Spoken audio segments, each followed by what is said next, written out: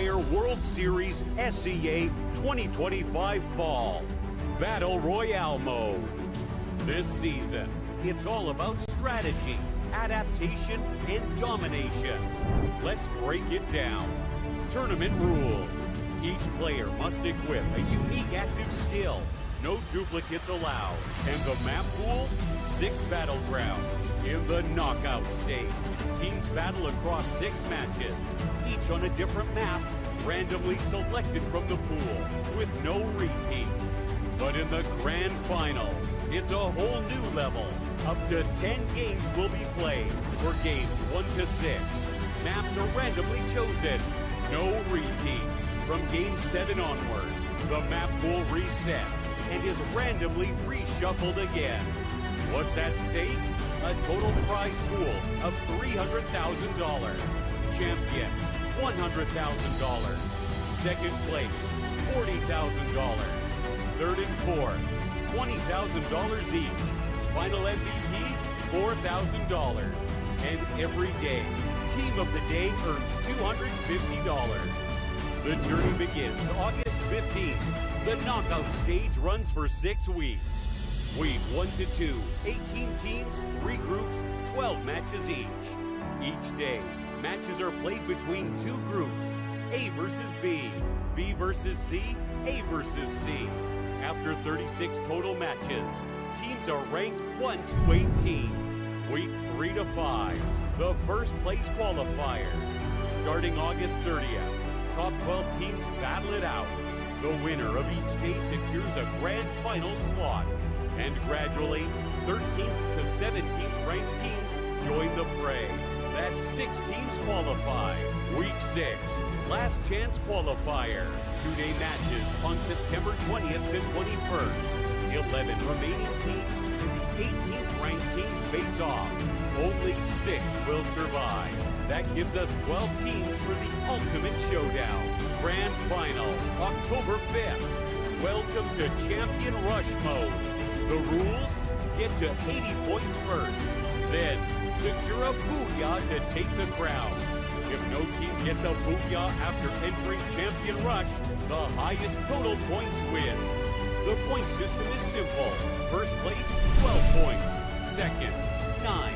Third, 8. All the way down to 0 points for 11th and 12th. The battlefield is set. 12 teams, 1 final challenge. This is Champion Rush Mode. 1 strike can shift the game. 1 win can spark the rise. This is Free Fire World Series Battle Royale Mode. Garena.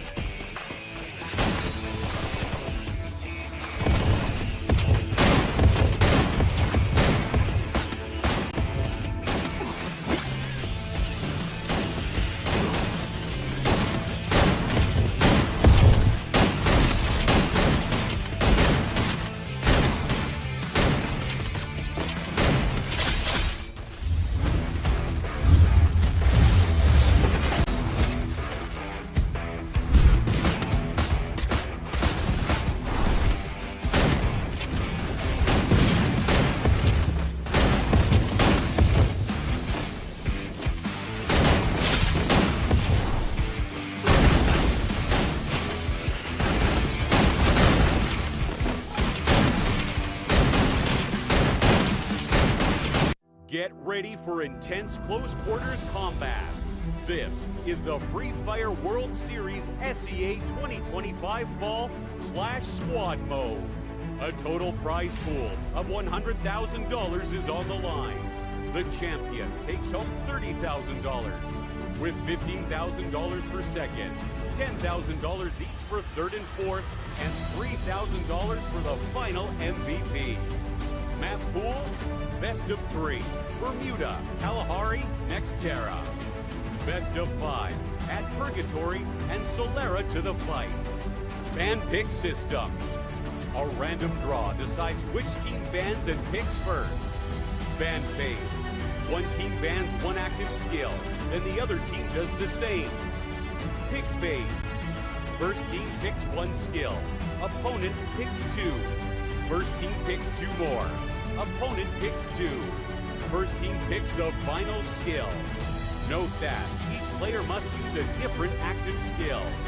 Ban pick order alternates across games, randomized if needed. Tournament timeline. Swiss stage, 28th August to 12th September. Double elimination, 18th to 19th September. Grand final, 4th October 2025. But how do teams get here? To qualify for Clash Squad Mode, teams must place top 16 by the end of Week 2 in Battle Royale Knockout Stage. Here's how it works. Each team plays against others with the same win-loss record. In Round 1, all teams start at 0-0. They're randomly paired. Winners move to 1-0, losers drop to 0-1. From there, teams continue facing opponents with the same record. 1-0 versus 1-0. 0-1 versus 0-1.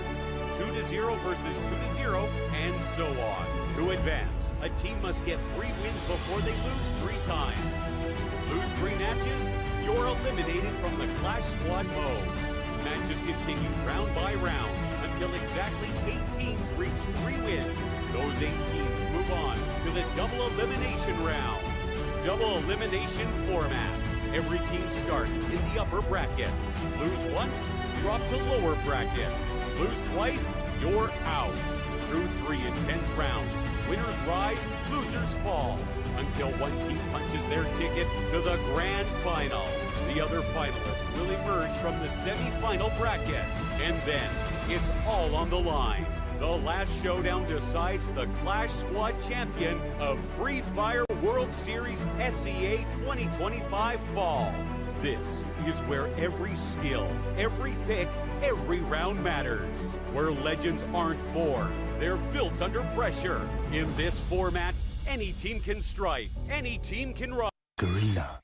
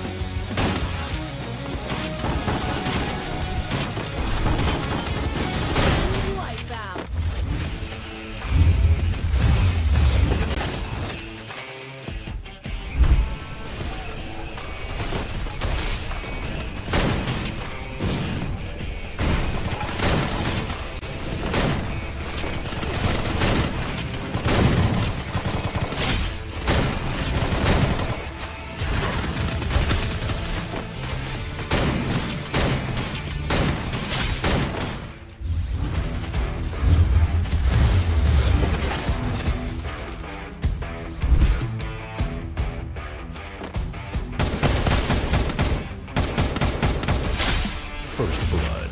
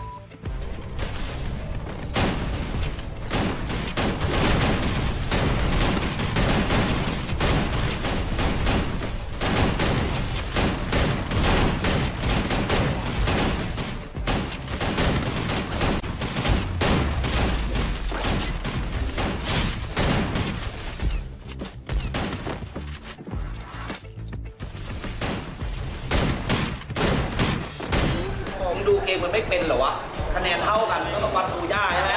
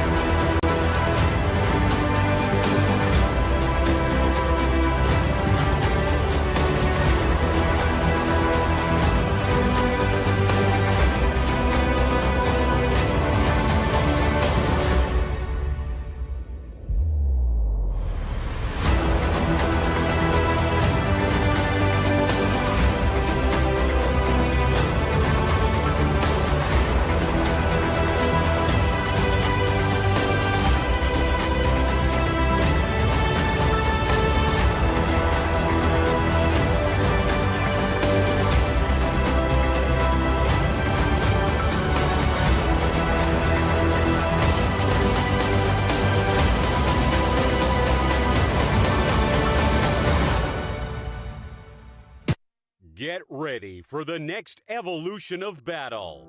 This is Free Fire World Series SEA 2025 Fall Battle Royale Mode. This season, it's all about strategy, adaptation, and domination. Let's break it down. Tournament rules. Each player must equip a unique active skill. No duplicates allowed. And the map pool, 6 battlegrounds in the knockout stage.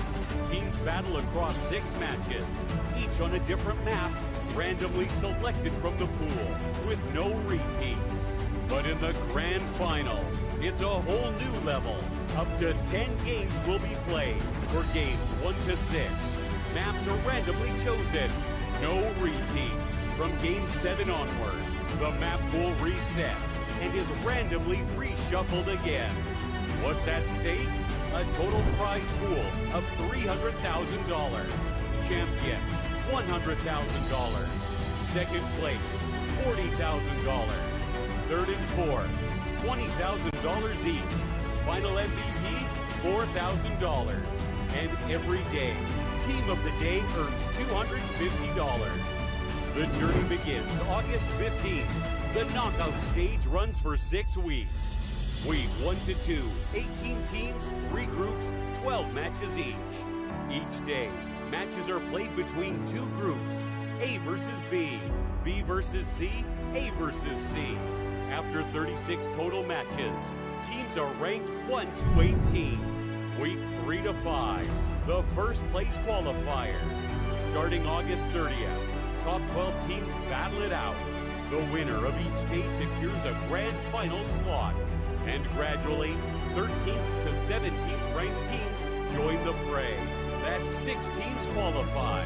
Week 6, last chance qualifier. 2-day matches on September 20th to 21st. 11 remaining teams in the 18th ranked team face off.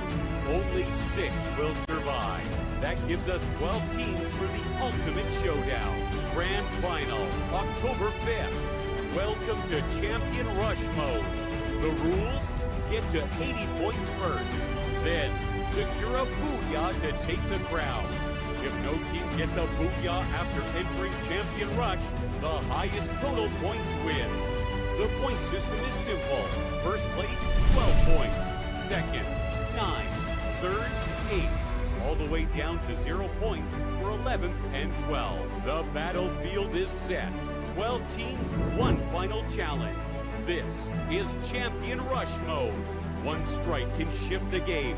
1 win can spark the rise. This is Free Fire World Series Battle Royale Mode. Garena.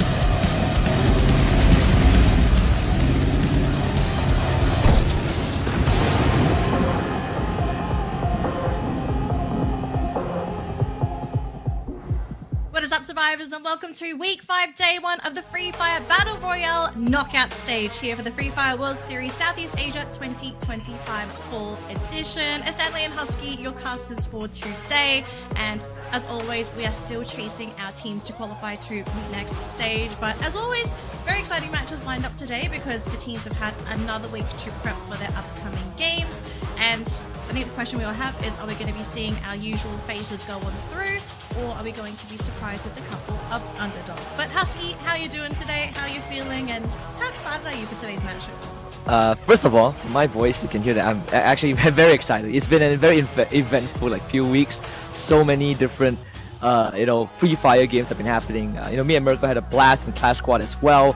I definitely could use some Red Bull Zinc and vitamin from Thailand because it's packed with zinc, a B3, and B6 vitamins featuring a mild taste that helps players stay highly focused, seize every opportunity to get their stylish booyahs. But I want to see who's going to be the 5th team to qualify directly to the grand finals, because we are going to have, I think, Kagendra joining the official pool of the 12 teams. We've already sent 4 teams to the finals, and thank goodness all 4 of them are Thai teams, so we don't have to deal with the giants, but we still have some left in the pool. Virtus Pro is playing today, so that is going to be quite interesting as well. Yep, so we do have our predictions for today. Now, take our predictions with a grain of salt because we're never right. We're always going to be wrong in some way, somehow. But our top 3s are relatively the same, Husky. So just going off of yours, right? RRQ, WAG, EVOS, and my order was WAG, EVOS, and then RRQ.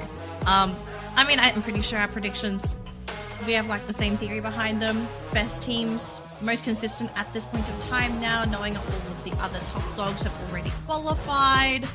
I guess just to kind of throw you a bit of a bone here, Husky, if you could have added a 4th team to your prediction, who would you have added, and why didn't they make your top 3 originally? Oh, I think, wait, my 4th team is either PE or VP. Actually, no, PE or BTR. I think amongst these 3, PE is probably the most consistent out of all of them. Virtus Pro and BTR sadly have shown a lot of inconsistencies in Battle Royale, right? Sure, they are doing pretty well in Clash Squad, but when it comes to Battle Royale, there's always these ups and downs, and you can't really hinge your bets on them being the team that's going to qualify with utmost certainty. But if I have to put a 4th team, I think PE is my team. Yeah, I could absolutely see PE being a 4th. I don't know why. I think it's the Clash Squad in me, because for our viewers out there, I think you've seen a little bit too much of me doing Clash Squad. But Kagendra really piqued my interest in the matches that they popped up in Clash Squad. They've unfortunately been knocked out of Clash Squad now, but they do show a lot of promise. So kind of exciting to actually see this team come in and play today. But as you just sort of finalize all of the tournament things for you, as you've been seeing on the screen, very quickly, tiebreaker rules as always. We start with number of booyahs, followed by total eliminations, and if it goes that far, survival rank, which is your total score for our absolute last round today, which, if I recall correctly, our last map today is Alpine, and a couple of teams are very, very big Alpine specialists, and a couple of others really struggle. So I can absolutely see some teams not looking forward to that final map if things seem to go that far. Yeah, I agree. And again, we are always governed by the Holy Covenant. 1 unique active skill per player, so you only get duplicates if you are able to obtain it in-game itself.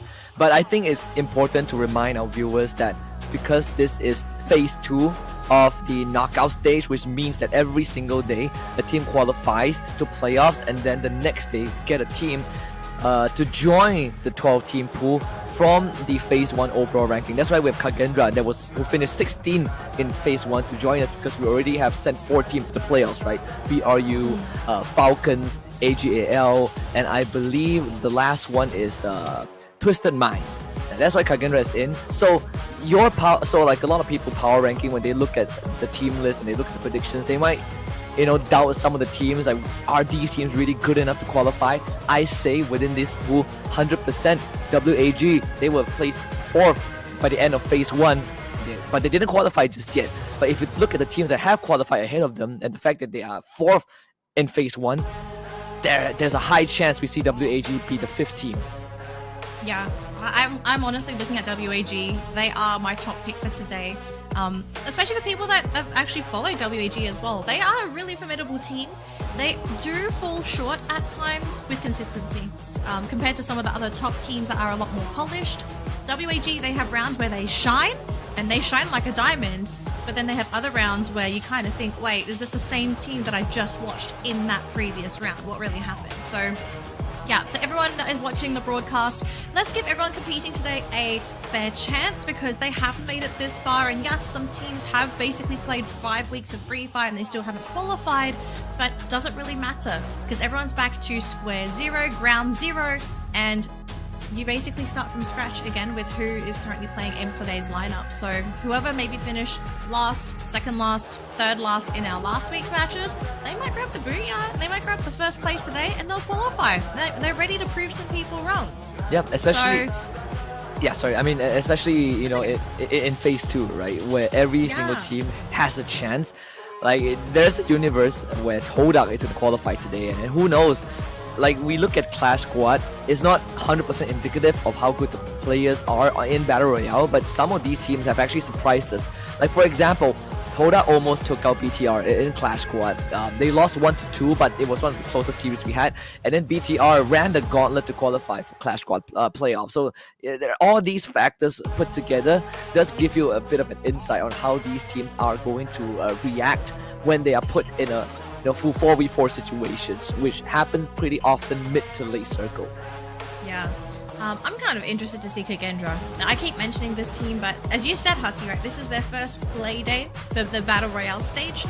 Kind of keen to see how high or where they sort of end up finishing in their round today, because they will still be able to play again tomorrow if they don't qualify, which I don't think a lot of people are expecting this team to make it through, but this would be a good indicator on what form this team is currently in coming into this stage of the knockout stage, especially with how late it is. I kind of hope, considering that you've come this late into the competition, that you've done your homework, because there are some teams that have played from week 1 and they're still here. And because they've played so many rounds, there's so much information available on these teams, where they like to drop, how they like to navigate the map, and where they like to be as the circle narrows down for every round.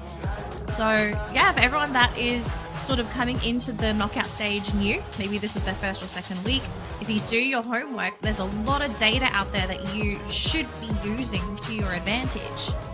Yeah, I think like even the players themselves, I feel like from what I've observed, at least for Clash Squad, some of the players are actually pretty chill. Maybe because Clash Squad isn't kind of the main dish, right? At the end of the day, to qualify, you have to do it through Battle Royale.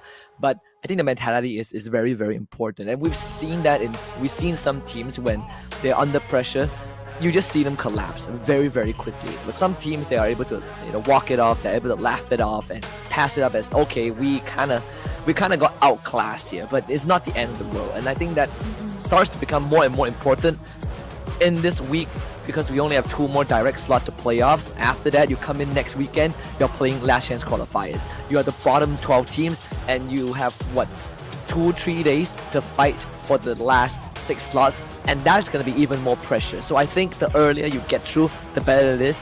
I mean, look at Twisted Minds, first thing to qualify. They've been chilling for the past 2 weeks. They don't need to worry about playing until grand finals. Just good vibes here, Husky. At the castle desk, at the player's desk as well. Lots of good vibes. Look, if you don't have good vibes, I don't think we know any team that has made a long run in the tournament with bad vibes, right? If they're fighting, if they are having internal issues, typically that's already a sign that a team is probably not going to do well in the tournament. So, I mean, everyone's looking pretty happy so far. We've seen all the player cams, the players talking to admins, to their coaches, and everyone's vibing, everyone's chilling, getting ready for that first game. I hope some of them are chugging that Red Bull though, because if they're not going to drink it, I might ask them if we might be able to take those. I miss I haven't been drinking as much, right? But I remember when I first tasted the new flavors. It's amazing, like low sugar. You're missing out. You're missing out. I mean, I'm seeing some cans, on the players' desk. I'm pretty sure there's I'm so active in sports. Eventually, I'm gonna get a couple, of those cans. of that Red Bull. Though I would say that it has been proven, and I can be that living proof that it does help enhance performance. It does. Flavor recommendations. I personally would recommend the pink can. That is the, was it Limao? I don't know what flavor they've called that in English. It's like the citrusy flavor. Pomelo? Yeah, pomelo. Pomelo, yeah. Pomelo flavor, yeah. So it's a very citrusy flavored Red Bull. So if you want to feel like you are on the beach drinking some sparkling soda, that stuff is really good. It is so good. Not to say the green can is bad. Green is good, but I'm a citrus girl. Apple's good too, but yeah, citrus is where it's at for me. Yeah, I mean, teams are getting ready. Like I feel today's rotation. You did point out earlier on. I think we get Alpine for last map, but with Solara as the opener, my eyes instantly gets laid on Bigatron. Because Bigatron, at least statistically from EWC, they have the best performance on Solara, and that's Solara alone. They have had some good runs on Kalahari. In fact, they were the team that brought us to game number 9 in the EWC Grand Finals on Kalahari. But aside from that, Solara is the map that, yeah, I feel like Bigatron is the most secure. But coming into this, the fact that it's an opening map, I'm expecting Bigatron to come out swinging and give themselves a bit of a head start. Yeah. Actually, I think Solara was one of the main reasons why I didn't put RRQ as my top pick, and in fact I put them down 3rd, because opening with Solara and then also ending with Alpine. Because, I mean, Kalahari is obviously there too, but I kind of feel like for certain teams like RRQ, who are very, it's not the best way to describe it. They are a very emotionally momentum-based team. So if they start strong, let's say the day started off with Kalahari and RRQ blew that map out of the water for game number 1. We've seen this in the past before. That team carries that momentum from game 1 to game 6. But for Solara to be the first map, and I've never seen RRQ do well on that map. And because it's the first map, I'm scared that it just sort of sets the tone for RRQ, and they don't have that burst of energy that we normally see if they have a really good start. So yeah, that actually bumped them from potentially my 1st or 2nd pick to actually being 3rd. I bumped EVOS higher because EVOS, I actually feel like they do a lot better on Solara than RRQ does. You even have some fun games for the players, right? Team of the day gets wins and the losing team. Well, this one is between, I believe, what is that? I see Todak, EVOS, WAG, and VP. Losing team gets to say the great line of "I lost to the winners team with a loser's headband." I gotta say, we're getting a very, very creative with all these fun interactions between the players. You know, I remember Russia got like trash talk like two weeks in a row by, was it WAG or PS? I don't remember. Like last season, so. It's good to keep the fire going between the teams, but we also got to take a peek at the player stats for EVOS Divine, right? Like, if Ray is coming in with 48 total eliminations across the entire league, in fact, Ray and Rasha both have a combined of 91 total eliminations across 5 weeks of gameplay. That is insane. Alright, Husky, to all of our viewers at home as well, we are ready to jump into game number 1 here. It's Solara to kick things off for our first game, and we have a pretty central flight path from the top left to the bottom right. So if you're hoping to get to Delta Isle, it's going to be quite far. Same here with Windmill, but so far so good. Clean drop points here for all of our participants. No hot drops as of yet, so I think we're going to have a pretty clean game number 1 here, Husky. Very standard drops too. Like WAG, they're going to take Boomtown. Oh, wait a minute. VP. I think we just saw GOW and RRQ flying to Delta. Am I tripping when I saw that just now? I feel like there's a possibility. If I remember the drop spots, that could happen. I mean, we have stragglers as well. You know, Alan and Ras. 1v1 at Waterfall. There's a grenade in Ras's hand, but that glue was going to stop any sort of a toss. Though that cluster almost took out Alan, and he somehow still wins that. So first point for Heavy, and you are correct. GOW and RQ sharing the same area. Yeah, and not looking too good here for GOW. I believe one of the players did get eliminated, so they're hoping to just try and slide on out of there if they can. They do catch Dutz, though, with a couple of bullets, and 18 Deer looking to advance as well, but a little bit difficult this early on when you're not too loaded in terms of utilities. So RRQ looking to play safe. But GW, they're wasting RRQ's time here with 2 of their players sort of remaining. Demon and Hans holding down the fort whilst the rest of the team try to go for that buyback on one of their players. Let's see if Mao can get some extra, value from that as well. He has 18 there to back him up, so you have a crossfire angle that you can work with. Hans and Demon are gonna play together, and that's gonna prompt Mao to basically aggress forward a bit more. That Luo Melter will stop him just a little bit, but there is a truck that Mao can take cover behind, and even a buy that could give RQ the green light as Deuce is also called in. It's a 4 against 2. 4 against 2. I think for GAW, they know the end is imminent, but if they can get a knock, maybe 8 elimination before going down, that will be the dream, and they're going to try and do it. But Hans, first one to be gunned down by Abe, and Demon, next one to follow, finish off by 18 Deer. So nice 2 eliminations there for RRQ, and that third from the initial KO. So GOW gonna lose 3 players right off the bat, but hopefully they can get the buybacks in there. Akoi already buying Dian back into the match. Basically back to square one, only 2 players, well, officially removed from the pool. Kagendra also getting Ras back into action as well, and again, Ras was sort of an intel gatherer, so it doesn't really affect them that much. But talk about BTR being one of the best performing team on this map, and here they are up against not just GOW but also PE Sports. A 3-way fight. Koja provides this to Kyung. Great time turner to block that explosive. So at the end, BTR didn't really lose much. They did get 1 for themselves. They got 1 for themselves, and if you have a look at the map, we've got Team Flash looking to come in here as well. So this skirmish might turn into an absolute party. Kyung on the ground, and will be finished off there by LBT. And Noki actually going to be targeted by RRQ there. Now for Bigatron, they only have, they do get the 2 buybacks in, but Deeks is going to be the next one to go down. The team is split, so hopefully if they can escape unscathed with who they have remaining, they're going to be in a great spot. But Flash come in, and they clean up PE Sports themselves, picking up a couple of eliminations, adding some points to their scoreline. But Flash, they're looking to try and grab some more here if they can. GOW gets a full revive. PE Sports on the last legs, and they found a Wow Joe too. So that's Flash with 4 eliminations at the start of the round. They are going to have some time to pick up and restock before Heavy hits the compound, and I think ABCD saw a couple of them, and that tag confirms the presence of a secondary team. UAV gets deployed. Flash might have to get ready to fight again. And it looks like they want to try and leave, but I think once they realize how close Heavy is, they might have to abandon somebody to be able to escape altogether. ABCD actually going to go and hide around the corner here, so if they do try to go for a chase, he is ready to flank, and Mufasa and Don't Cry, they have spotted out ABCD, so he's probably going to be the only casualty for the team. They do focus him down, and it looks like the rest of the Flash, they will be able to get out. But instead, they run into RRQ instead. But it's actually a fragmented RRQ. It's not the full roster. And all of a sudden, it looks like Flash are kind of panicking. They say, oh, dang, we saw another team, but there's one behind us. And all of a sudden, they just change trajectory.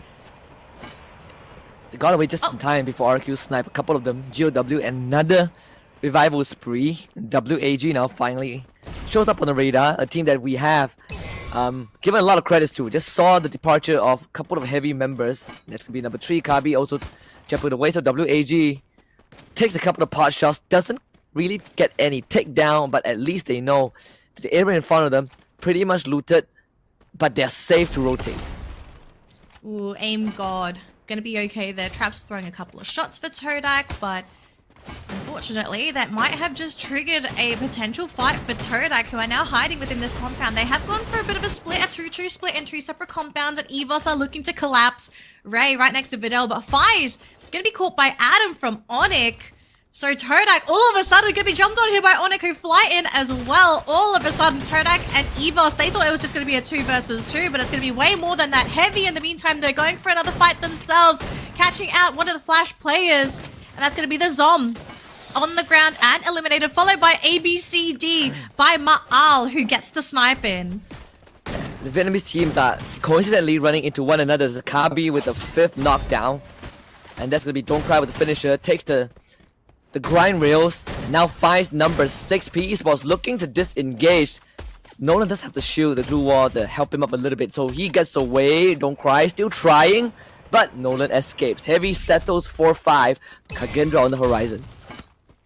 Yeah, Kagendra looking for blood themselves. Earlier on, I saw Kagendra actually get a elimination, I believe, onto Bigatron. So this is going to be a really tough game for Bigatron, right? This was their signature map. They've had a lot of success here, but it seems since the beginning of the game, they have just been constantly pressured. So it would be pretty interesting to see the state of this team once we start getting a little bit later into this game. How much they have in terms of utilities, what are their guns looking like, how are their defensive utilities as well. Nolan going to be picked off by 18 Deer as RRQ have a amazing high ground vantage point here. Yep. So adding another elims, upping their score to 6 points. I like this RRQ that I'm kind of seeing here. You know, we're so used to seeing this team be very quiet, but to have 6 eliminations 7 minutes into the game, you know, this is a sign. Maybe I regret putting them as my third prediction. I mean, even for PE Sports, they're having a rough time, right? They're coming in as third party, they're not really getting much, and they keep running into teams that it ended up not giving them enough time to actually recover. What a shot from Crime MKS. That's going to be diamond down. And with this VP, they have the ups and downs. This feels like a round that they're going to struggle a little bit. Nameless ends up going down. That's going to be 2 members of the side of VP eliminated. The day does get traded back by Palsy, but still, Onyx having a way better condition in this fight. Warania trying to hide behind the glue wall, but it's getting tagged anyways. Putra will just go in for the rush. A couple of punts to the M590, and that will be another takedown. 3 from VP out. 3 from VP, and Onyx themselves are also going to be sitting on 6 eliminations. So the Indonesian team's just going absolutely ham in game number 1 today. And Shin, he is very far out and he's all on his own. I kind of wonder, do you remember the status update here for Flash? Do they still have their full roster, or is Shin all on his own? I think they still have more than just Shin, for sure. I mean, we still have 44 players in the lobby, right? We saw VP lost 3, so Shin going down. It's not the end of the world for Team Flash, but the Vietnamese teams, most of them have been having quite a rough game, being forced to just keep on going for the revives, and that means that you are basically the more this happens, the later into the game, the lesser you're gonna have when it comes to the end game. Alright, so Onyx just sort of waiting a little bit before they decide to head on in to that blue zone, and they're going to be sending one of their players in.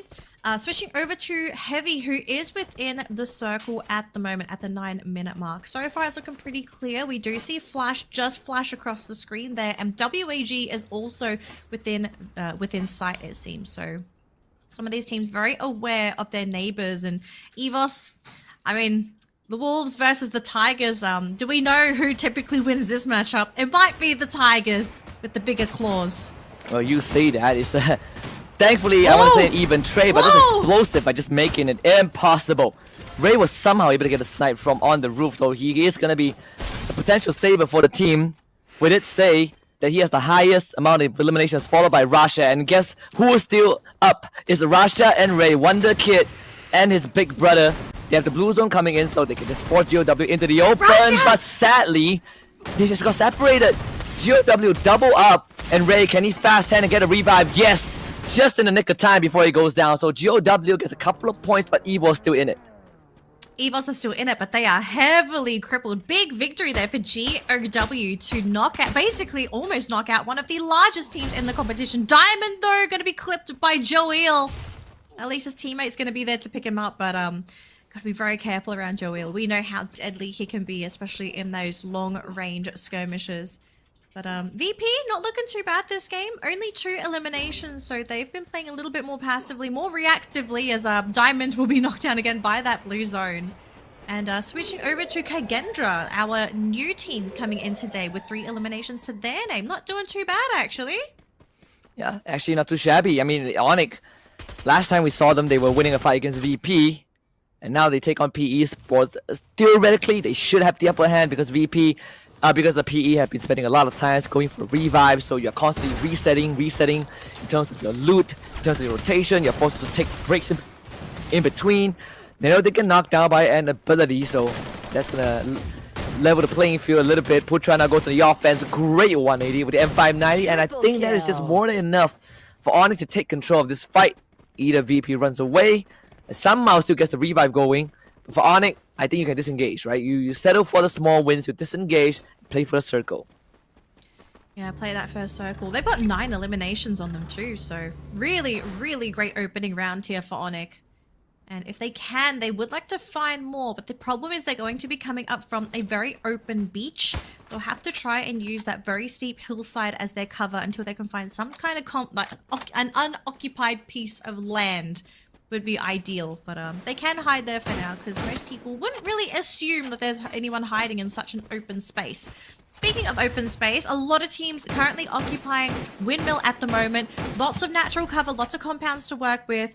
And RRQ just trying to hold down the fort as Kagendra are trying their best to get a little bit of poke damage. But on the other side of the map, though, we're seeing a couple of teams losing players. Joel, LBT as well being knocked. And Bigatron, you know, the kings of Solara, not looking so kingly here. Definitely not. VP not even interested in taking a fight. They might have gone past BTR, but let's see if GOW can get a pick up. In fact, Nameless makes a pit stop, attempts to sneak one away, but ends up losing his own life in the process. But I think he's done enough damage to Koja. Again, BTR forced to sit in the blue and go for the revives. And Koja, I don't think there's enough time to bring him back out, so BTR loses anyways. Now this is going to be crowded. Heavy, Team Flash, Evos, WAG, all in the same area.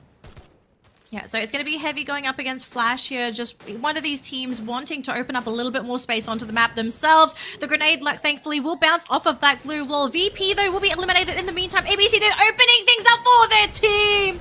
Oh, what a play. Flash, though, still holding strong going up against Heavy. But Alan, last player standing here for the team. He catches out Shin, though. And Kabi actually coming out from the low ground. So they might have a numbers, not advantage yet. But if they can pick up Don't Cry, that would be fantastic. Zoom getting picked off by Alan with the money shot. And death may be imminent here.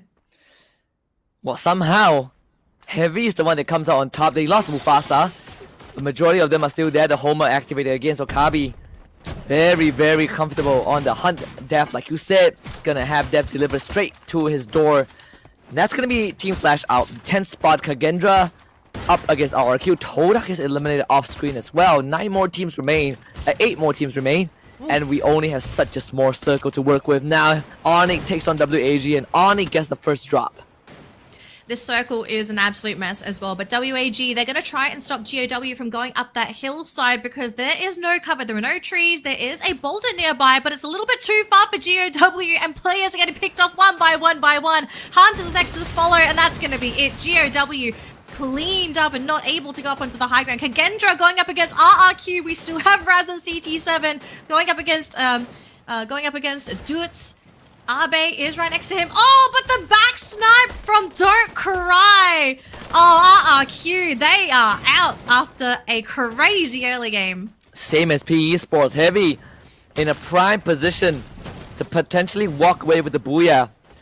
I think them and Heavy and Kagendra is going to make it an even fight unless Kabi has something to say about it. That's going to be a snipe with CT7. Sniper of Kagendra getting knocked down. Needs help right now. What an Oscar dash. And the glue wall melters. Kagendra stood no chance. And Heavy now in top 4. Now they turn their attention onto Evil Survive, who were already crippled from the beginning. 17 eliminations, and it might just go up to 20 at this point. It's there because WAG, and there's really nothing else much left. Vanvo gets knocked down. T-Quay and PLS1 on the run. Heavy are just going to corral them left, right, and center. Another nade from Kabi. T-Quay goes down, and it's just them and Onyx Olympus left. Oh, this is crazy. Heavy and Onyx, neither of us predicted these teams would be making it to this final circle, but here we go. From that high ground, Heavy trying to shoot down at Onyx, who are throwing out all of the glue walls they have available. And here comes the rush. Mufasa and Don't Cry, the golden duo, rushing forward, trying to find a way to break through. And you can see Onyx, they're running out of glue walls. They're trying to group up together. Adam's still trying to hold the front there, but Mufasa and Don't Cry also trying to play careful themselves, because if they just rush through open ground, they might be open to being body shot with a shotgun. They're taking it super slow, but Adam, G'day, and Putra still trying to go back. Don't Cry is there. We do see the Skylar Rhythm as well, trying to break through the glue walls. Adam deep within Heavy so far, trying to get the shots in, but he's not lucky enough. Doesn't land it, leaving Putra and G'day all on their own, and now overwhelmed by Don't Cry and Alan. Onyx, though, still trying to fight there with Crime MKS, trying to play with the high ground, but Don't Cry is here to take out Alan. And this might just be it, unless somehow, some way, this last player standing is going to bring things back for Onyx. but that's going to be it. What a booyah from Heavy. 23 eliminations. Add a booyah on top of that, that's like what, 35 points 35 at the start of the day. We got 5 more rounds to come, but Heavy has exceeded expectations with this opening round. Put themselves in a very strong position to potentially qualify by the end of this evening. I mean, what a round they've had. Coming as third party, we saw a lot of interaction between Heavy from the get-go, from the start of the round, ever since the drop, and they just kept making good rotations, taking clean fights. I mean, Kabi and Don't Cry, they were on fire this entire game. Yeah, they did so much of the heavy lifting for the team, just securing those eliminations and basically just barreling down anybody that they really ran into. This is game number 1. Dare I say, you know, I think at this point, you just go to the tournament admin and say, hey guys, we're going to cancel the remaining 5 games. I think we found our team that's qualified today. I don't think it's... I'm joking. We're still going to get 5 more games. But just seeing game number 1 from Heavy, this is a sign that this team could be the one to make it through at the end of the day, because 35 points in 1 round is huge. Yeah, they have been worse about Heavy actually being kind of like the underdog, one of the secret top contenders, and I agree to a certain degree. I mean, they have some great players, right? Don't Cry previously was PE Sports, and when he was with PE Sports, he already is a superstar.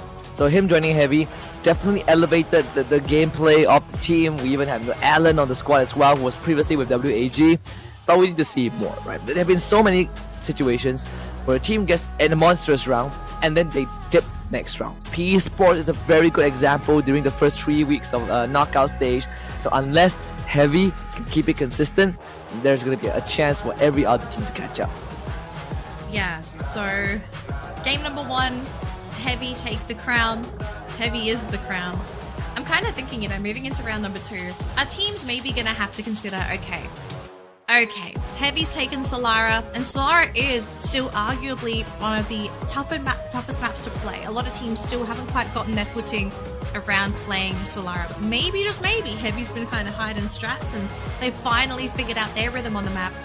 Is there a chance that anyone might think about getting into Heavy's way starting from game number 2? Because we've seen in the past, any teams that sort of start to run away with the tournament from game number 1, it's really hard to stop them if you don't have anyone contesting them. And then the main question is, who is going to take the risk? Right?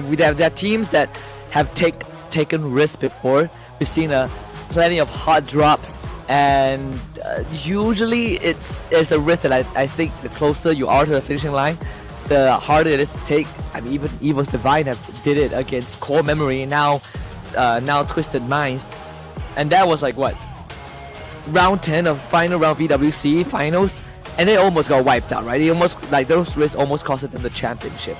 Will teams hot drop Heavy? I don't think so, but I think teams are gonna take Heavy a lot more seriously, especially you have someone like Alan on the squad, right? Sure, he doesn't have the most eliminations, but he is one of the backbones for the team. Like, his backline support has been second to none so far.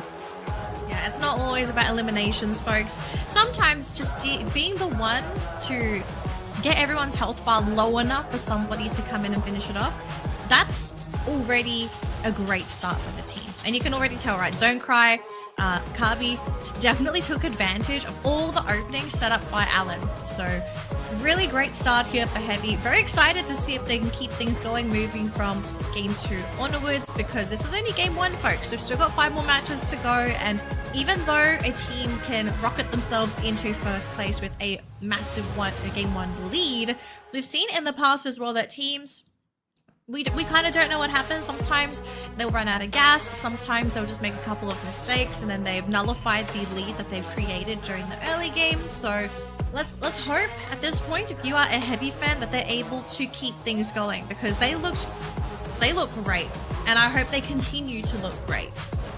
And if they keep scoring, 30, 35 points for the next 2 rounds, then it's very safe to say that they will be the team that qualify. But until then, I think, the teams can still catch up. I mean, we've seen Heavy had some great games, but we've also seen them fall flat on their face as well. Though this 35 points is going to really put them ahead of the curve. Then followed by Onyx, and then Kagendra. Incredibly top-heavy game. Only Heavy and Onyx really got some big value out of it. Everyone else is just sharing the remnants of the pie. Yeah, really, I have to agree with you. It's so top heavy. This basically means for everybody that is after Onyx that they have a lot of work to do to play catch up, and also they need to show respect to the top two at the moment, which is Heavy and Onyx. So I'm hoping to see some hot drops, but we'll leave that up to the players if they have the confidence to do that. Otherwise, just another day in the office, you know, just get ready for that next matchup, that next map. Speaking of this round, Husky, just having a look at our teams that are towards the bottom of the bracket. Anyone here that you kind of feel like should have done better, aside from Bigatron? Because I think we both agree, Bigatron, we thought they were going to take the map. They got crippled from the get-go, but aside from Bigatron, was there anyone else that you kind of think fell short? I think WAG. I feel like WAG should have done better. I have high hopes for this team, right? Like I look at WAG, especially this since spring. This team has really been at the best that I've ever been, I think, in a region and as a team itself. And the first few weeks of the knockout stage gave me a lot of confidence to the team. I mean, they ended phase 1 in 4th place. And they've shown they can have big rounds, but they are also incredibly consistent. So I feel like WAG is always going to be the team that, for the foreseeable future, that gets put on a pedestal by me. And I have a lot of expectations for them. Maybe it's a cold round. Solara is definitely not the strongest map, but when we go into the more classic maps, right, like Bermuda and Purgatory, then I'm expecting WAG to be a fierce contender. Yeah, no, I think they're 100% agree there. So moving forward, our next map, Husky. I think it's time to break the ice for anybody that has just tuned into the broadcast. Where are we flying to next? Go to Purgatory, baby. It's one of the biggest maps in the game. It's pretty fun. I think a team like WAG is going to enjoy it as well, right? Speaking of the devil, here it is. Just stats on your screen. One of the few teams that is actively, you know, swapping around with players. You know, Vanvo also got some great screen time as well. Obviously, you would know, obviously most people remember the main lineup with Vanvo as the sub. But even when he's in, he also has been putting up numbers. The highlight, though, I think, it used to be Export because he's regarded as one of the up-and-coming prodigy snipers from Vietnam. And then Tikoi joins the team, and I think the public unanimously agrees that Tikoi is one of the best rushers that the region has seen in quite a long time. And that also puts Export in a more supportive position instead of just a pure sniper, thanks to PLS1 being in the roster. So the team dynamic and the role assignments have definitely changed, but for the better. I think this team, at their best, could put up a fight even against giants like BRU or, you know, AGAL or Falcons. Yeah, I'm actually really glad you brought up Tikoi. He has been an absolute gem to watch in Clash Squad. Yes, different game mode, but when you see how this man functions in team fights, I mean, both games, generally you're fighting the same in both games, and the way that he approaches fights, the angle of approach, the timing for when he decides to go in and start the fights for his teams, and sometimes just his thought process, the pathing, he takes an unconventional path that just throws off the enemy. So Tikoi has been incredibly fun to watch there, and I think it's been a really great way to showcase his personal ability as a player. And I think teams are also starting to show respect for Tikoi as well, because the really cool thing that Clash Squad has done, being a tournament run alongside Battle Royale, is that it has started to highlight the individual mechanical skill for some of these players. Like, it's not to say that we don't see it in Battle Royale, but the thing is, in Battle Royale, sometimes things get so messy that we don't see some of the detailed like plays, the very small things being done by the supports and the rushers to provide the openings for the rest of your team to sort of follow through. And yeah, it's just been such a gem to see Tikoi. I really hope we're going to be able to see some more of those matches for WAG soon. If anything, I really need them to pick up in game number 2, because I kind of feel like for this team, if they don't pick things up in Purgatory, they may be at risk of simply just not qualifying and making it to top 1. Because, I mean, I put WAG as my top prediction. I think you put WAG as your second. I mean, we both know the potential of the player and the teams. So hopefully they sort of just reset and say like, okay, Game 1, maybe a bit of a fluke, mistake. Maybe we were just cold. We really don't know what happened, but they need to put some more points on the board if they're going to try and close that gap and put themselves at least towards the top of the bracket. I agree. I think WAG is just generally a very a team that has more hot than cold moments, but they can get very, very cold at times, and that's what kind of worries people, right? This is the team that warmed up very late towards the end of spring, and kind of left us wondering if that was the case, and if it is, how much more are we going to see in the fall season? And most importantly is also, I think for a very long time, Vietnam has always had representatives on the international stage up until EWC 25, where we don't have a single Vietnamese team, and it started, sowing a lot of doubts from the public towards the region, like, are they not good enough, or are other regions too strong, and then there's not enough slots for them. The fact that we have 8 slots, if we just put aside the default invited slot from EWC win, in this case, which is Evil's Divine, to the global series, we have 8 more slots open, and I think WAG can easily fit into one of the 8 slots. They don't have to be at their best, right? I think even in a normal performance, they could fit in that conversation. But there's a lot to prove for Vietnam as a region. It doesn't have to be WAG. It could be PE, it could be GOW or Heavy. But I think that WAG is the best team to do it. They have the best chance. And if they do it, it's going to be vindication for, I think, the team, especially how spring ended for them. Yeah. I mean, look, if it's not WAG, I kind of hope it's Heavy, especially after what happened just now. Yeah, if Heavy plays like this for the rest of the tournament, they might be considered better than WAG in some regards. But we'll see. We'll see if game number 1 was just a case of all the dominoes falling into place, or if Heavy are really bringing in the guns for these matches so that they can get their qualification spot. Flying into Purgatory, folks, for game number 2, and again, a rather central lined flight path. Nothing too wonky, nothing too sideways. So we're paying our pilots well today.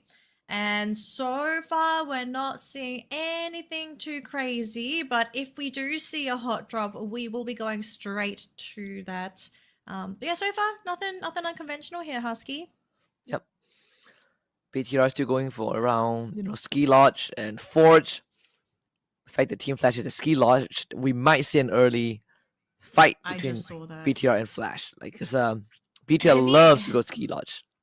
Heavy is also flying on near Fire Brigade as well. So it could be Heavy, RRQ, and I think PE Sports also went down to Fire Brigade as well. So we've got 3 teams on the island, which very scary, very deadly. We've seen this happen in the past, and very, very bloodbath of an island if you have more than 2 teams down here. Yeah. I think for this, funny enough, if these 3 teams make it to grand finals, Purgatory is going to be one of the most chaotic maps, because so many teams love this part. Like Team Falcons, AGAL, they all love the southern part of the island. Obviously, Team Falcons so far got the most respect, because every time they drop, you don't really contest them. But knowing, some of the teams that have been eager to prove themselves, like Heavy and RQ, now it got me thinking, what if they qualify for the grand finals, right? And for now, it feels very peaceful. I think, if anything, Heavy is going to be the team that gets active. No, I think Heavy, some people might think they've got nothing to lose. I kind of feel like they have everything to lose if they don't try to put their fate in their own hands. So we'll have to see. I mean, at the moment, everyone's playing pretty pacifist. It's not Battle Royale at the moment. This is Vibes Royale. We'll have to find out and see if we do get 8 eliminations soon, because everybody's just looting up, which games like this can be pretty interesting because of the focus on looting rather than early fighting. Teams are going to come into these fights rather well equipped, so they'll have an influx of glue walls and utilities, and these fights can get quite chaotic, especially if you have a lot of access to utilities that allow you to sort of overextend. And yeah, VP, they want Noki, so if I'm Noki, I'd keep my head down. Really trying to hunt for the target. Even for RRQ, stay started as Central, they went down, Ooh. and then now they regrouped there. Tiando not that lucky. That's Alan finding him. And actually, And it's Heavy. once more, I think Heavy's. I mean, today they've been getting the read right so far. Right at the start again, you play on Purgatory. Couple of group rotations is going to do you wonders in the long run, and we just see them start on the southwestern side of the bottom island. So they make the rotation towards the north side, or at least the western side of the island, right? The second piece of the island. And finding that initial pick, it's going to allow them to have a safe passage. But even if you want to take that area to stock up, it is, very advised. For WAG, well, Explore, not so lucky though. Todak around the corner. Todak around the corner, Export all alone. He very likely won't be able to make it through. He's just going to use his glue walls to try and buy some time. He does try to port himself back. He does spot Noki, and keep in mind Noki, I don't think he's got a lot on him either. He's going to try and go for the juke, and he will be successful though. So Noki, although he's come back and he's not working with too much, he has just enough gas left in the tank to be able to pick up Export. And if there's one thing that Clash Squad showed me about Todak is that the huge reliance on Faiz. Like Faiz on a good day, he's the ultimate backbone of the team.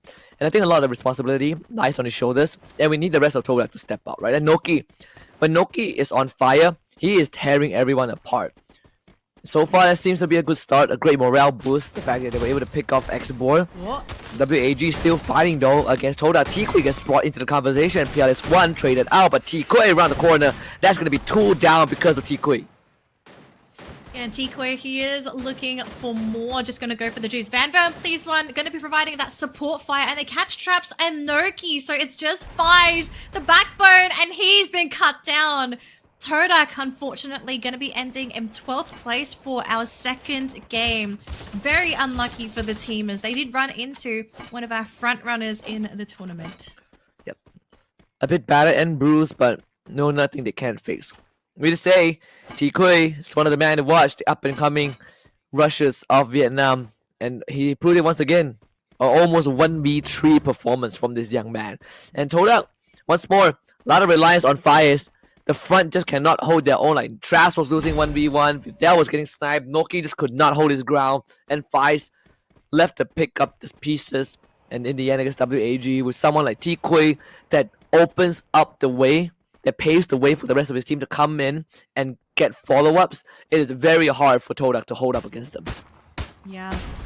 We just got Coach Shield taking out a drone, and gonna think about going on to VP. I think the team is trying to decide, okay, do we want to go on into VP, or do we want to wait and see if they try to take that that high ground watch post, which so far they're not moving, so EVOS are going to play it very, very patiently. Speaking of patience, we have RRQ not being too patient, already throwing a couple of pot shots at Heavy, and I don't think they realize who they've decided to run into. So if they don't finish anyone soon, they're going to be in for a terrifying battle. And oh, they've caught Alan! Alan goes down, Riptide Rhythm has to follow up there. Tommy! They might get more. That's going to be Don't Cry going down. And this time, Heavy, still no chance. And what do you guys say? You gotta be consistent. One good round is not enough. And Heavy bites the dust in 11th spot. The crown was too heavy, Husky. They tried to carry it, and it was unfortunately the downfall of the team. Very unlucky though, so Heavy... I mean, okay, the good thing for Heavy at least is they have a lot of points to act as a buffer, but after this round, they can't afford to lose any more points if they're hoping to take that first place reward. So yeah, Heavy, they've got a lot of thinking to do as they get ready for game number 3, which will be on next Terra, by the way. So we'll see what happens in that third game. In the meantime, though, focusing on game number 2, looking at the points so far, Kage and WAG have shifted themselves up on that leaderboard, securing those extra points, and GOW, because they also grabbed the point themselves, also slowly shifting themselves up, but no significant jumps for these teams. Joey, although getting caught by Lauho, which was a little bit of an error there. Koja as well, caught by LBT. So yeah, Bigatron, they got to be very careful. We see one of the players flying in for PE Sports, and all of a sudden, Bigatron, they're going to turn on their heels and think, okay, what do we do here? They're going to try and catch Nero there. Deeks, though, just not landing the necessary shots, just constantly being juked, and Nero just has everything needed and still survives. And here comes LBT, but Deeks gets this one at least. It will only down him, though, so no knock it looks like. Joe instantly bite him back. So not a problem, BTR. But let's say they love Ski Lodge a lot. And it might be their burial ground. Joe instantly just knocked out by abilities. Not even a gunshot. And Kyung will be trapped behind a couple of the lockers. They found him narrow around the corner with a machete in hand. LBT with the bait and switch here. They come 3 people with the pincer. Kyung eliminated. PE Sports 7 eliminations so far. Really strong start here for PE Sports, and another round where Bigatron just really struggling. They're not the entire team yet. They're still in the match, but with so many of their players taken out this late into the game at the 8-minute mark, it's really difficult to re-equip yourself even if you're brought back into the match. So Bigatron, it'll be a bit of a miracle if they can sort of bring themselves back into this game, but anything can happen. They just gotta make the most of whatever resources they have available to them. Speaking of resources, WAG looking for more blood themselves, and they're about to run into Virtus Pro, who have found themselves locked up in a nice little spot here, being overlooked by EVOS. And EVOS, they are going to catch sight of this fight, it looks like, and they'll probably hear it as well. So we could be in for a very large gunfight if EVOS decide to third party the skirmish. I would just say that the inconsistencies is what, prompted me to put some of these teams in the 4th place category when we were discussing about our predictions, and we're seeing that kind of play out. At least, for RQ, they are doing they've been pretty quiet, so far. It's only Heavy that really suffered. Hans, what a shot from afar. There goes Ma'al. Ooh, that's a big one too. I think you call it off. You have a vehicle. You can easily drive through the blue zone and get to a safer corner. But if they decide to stay and fight, they better be sure that they can win this. And I think they made the smarter choice. Just get the hell out of there. Yeah, I think this is the better play. I mean, especially when you've lost Ma'al as well. I mean, Clash Squad, I think, has revealed one of the major downfalls for RRQ, which is their over-reliance on Ma'al. I mean, we've seen it, right? Several times where the team, if Ma'al gets picked off first, the team really struggles to finish off those fights and actually win rounds for the team. So for them to sort of fall back into that very defensive play style, I think the pieces sort of make sense with all this extra knowledge that we have on these teams. We do have PE here right next to Onyx, and you can see both teams just kind of waiting things out because they don't appreciate being right next to one another. And not just that, I think on that note as well, RQ, when push comes to shove and you need someone to clutch, this is actually a very good fallback plan. But I do agree, without Ma'al in the equation, Dudes has the weight shifts onto Dudes, and it's not every day he gets to kind of clutch it out, right? In fact, I think the whole lineup of RQ, the fact that Abai is the shot caller now, or the team captain, it's not an easy task, right? He's had that role for quite a while, but we can see sometimes that RQ can get very impatient with their move. I think EWC is a very good example in round 9, where there was a championship round and then they kind of dropped the 4v3 to Falcons. I think this is one of those few examples as well. Team Flash having Death knocked down. Shin coming to save him. PE Sports aggressing uphill, and Team Flash able to hold him back, but not for long. LBT with another knock onto Shin. ABCD trace Nero back. Grenade launcher in the hands of Nero, so if they can pick him back up, he's gonna have a lot more impact, and they do. Nero back on his feet, and it's a grenade in hand. Oscar Valen dash into the dome, and the Zom survives because of the time turner. Team Flash holding their ground. Holding their ground, they managed to drop several players from PE Sports. Lauho, one of the last few standing. They're going to get him as well. Oh boy, and it's just down to Nolan, last man standing here for PE Sports. They've just got to make a couple of these shots land. Big shot there, but he's not out yet. ABCD, you got one drop, my man. And he does it. PE out of the competition, and thankfully for ABCD, he keeps his team in the running. 0 losses off of that. Impressive stuff from Team Flash. And we just saw the valiant dash from the Oscar, but I gotta say that time turner really bought enough time for Team Flash to keep PE Sports at bay, absorb the offense, and then slowly turning around by isolating the fight. The knockdown just as he got brought back up. EVOS though still not in the best condition, right? Aimgon and Kochu are reeling from pain, but Ray and Russia, one small call to action. The two top fraggers for the team, they need to be able to deliver some results, and no, Ray not able to finish the job. Maybe the Wonder Kid Russia can do that. Kochu back in the field, and Demon will get finished off. EVOS Divine recovers. Revenge. Sweet, sweet revenge for what happened earlier today. So EVOS, they're definitely back in the running. They look much better in this game as well. So we'll have to see if they're going to have a good chance at being able to take the round. But ladies and gentlemen, we are at our fourth circle here. 7 teams remaining, 25 players on the field, and the majority of them are on the left side of this new up-and-coming safe zone. And if anything, most of them aren't even in the safe zone, because if you look at where that next safe zone is going to be, it's out in the open. You gotta hide behind trees. All the good compounds are currently outside. So the best thing to do, or the next best thing to do, is cut the competition down whilst you still have a compound to play with. And so far, WAG, they're trying to make the most of it. And so far, Megatron, next team to go down to 5 teams. Another team going down, it's also going to be Kagendra. So we're now down from 7 to 5 teams. Just like that, the numbers dwindle in a blink of an eye. WAG with 3 members left. It's PLS1 that's the one to go down. So the sniper of WAG is no more. Russia even wounds X-Bor. X-Bor can definitely take up the role as a sniper. And that's the uniqueness of WAG. Sometimes it's just PLS1, sometimes it's PLS1 plus X-Bor. Let's see how they feel. Because Ray just got a double nade. It's Vanvo and X-Bor over huddle behind the fence. And EVOS taking 2 fights as once more the revival comes through. Double monster truck gets dropped down. VP might just take over the task of EVOS in dealing with WAG. And WAG are outnumbered.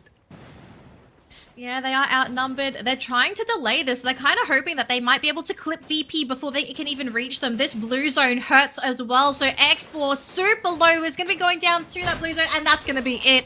WAG didn't even have a chance as VP tried to flush them, forcing the team to sort of stay put. And now we have our top 4 teams, Husky. We got EVOS, VP, and Onyx, as we've just lost our 4th team here.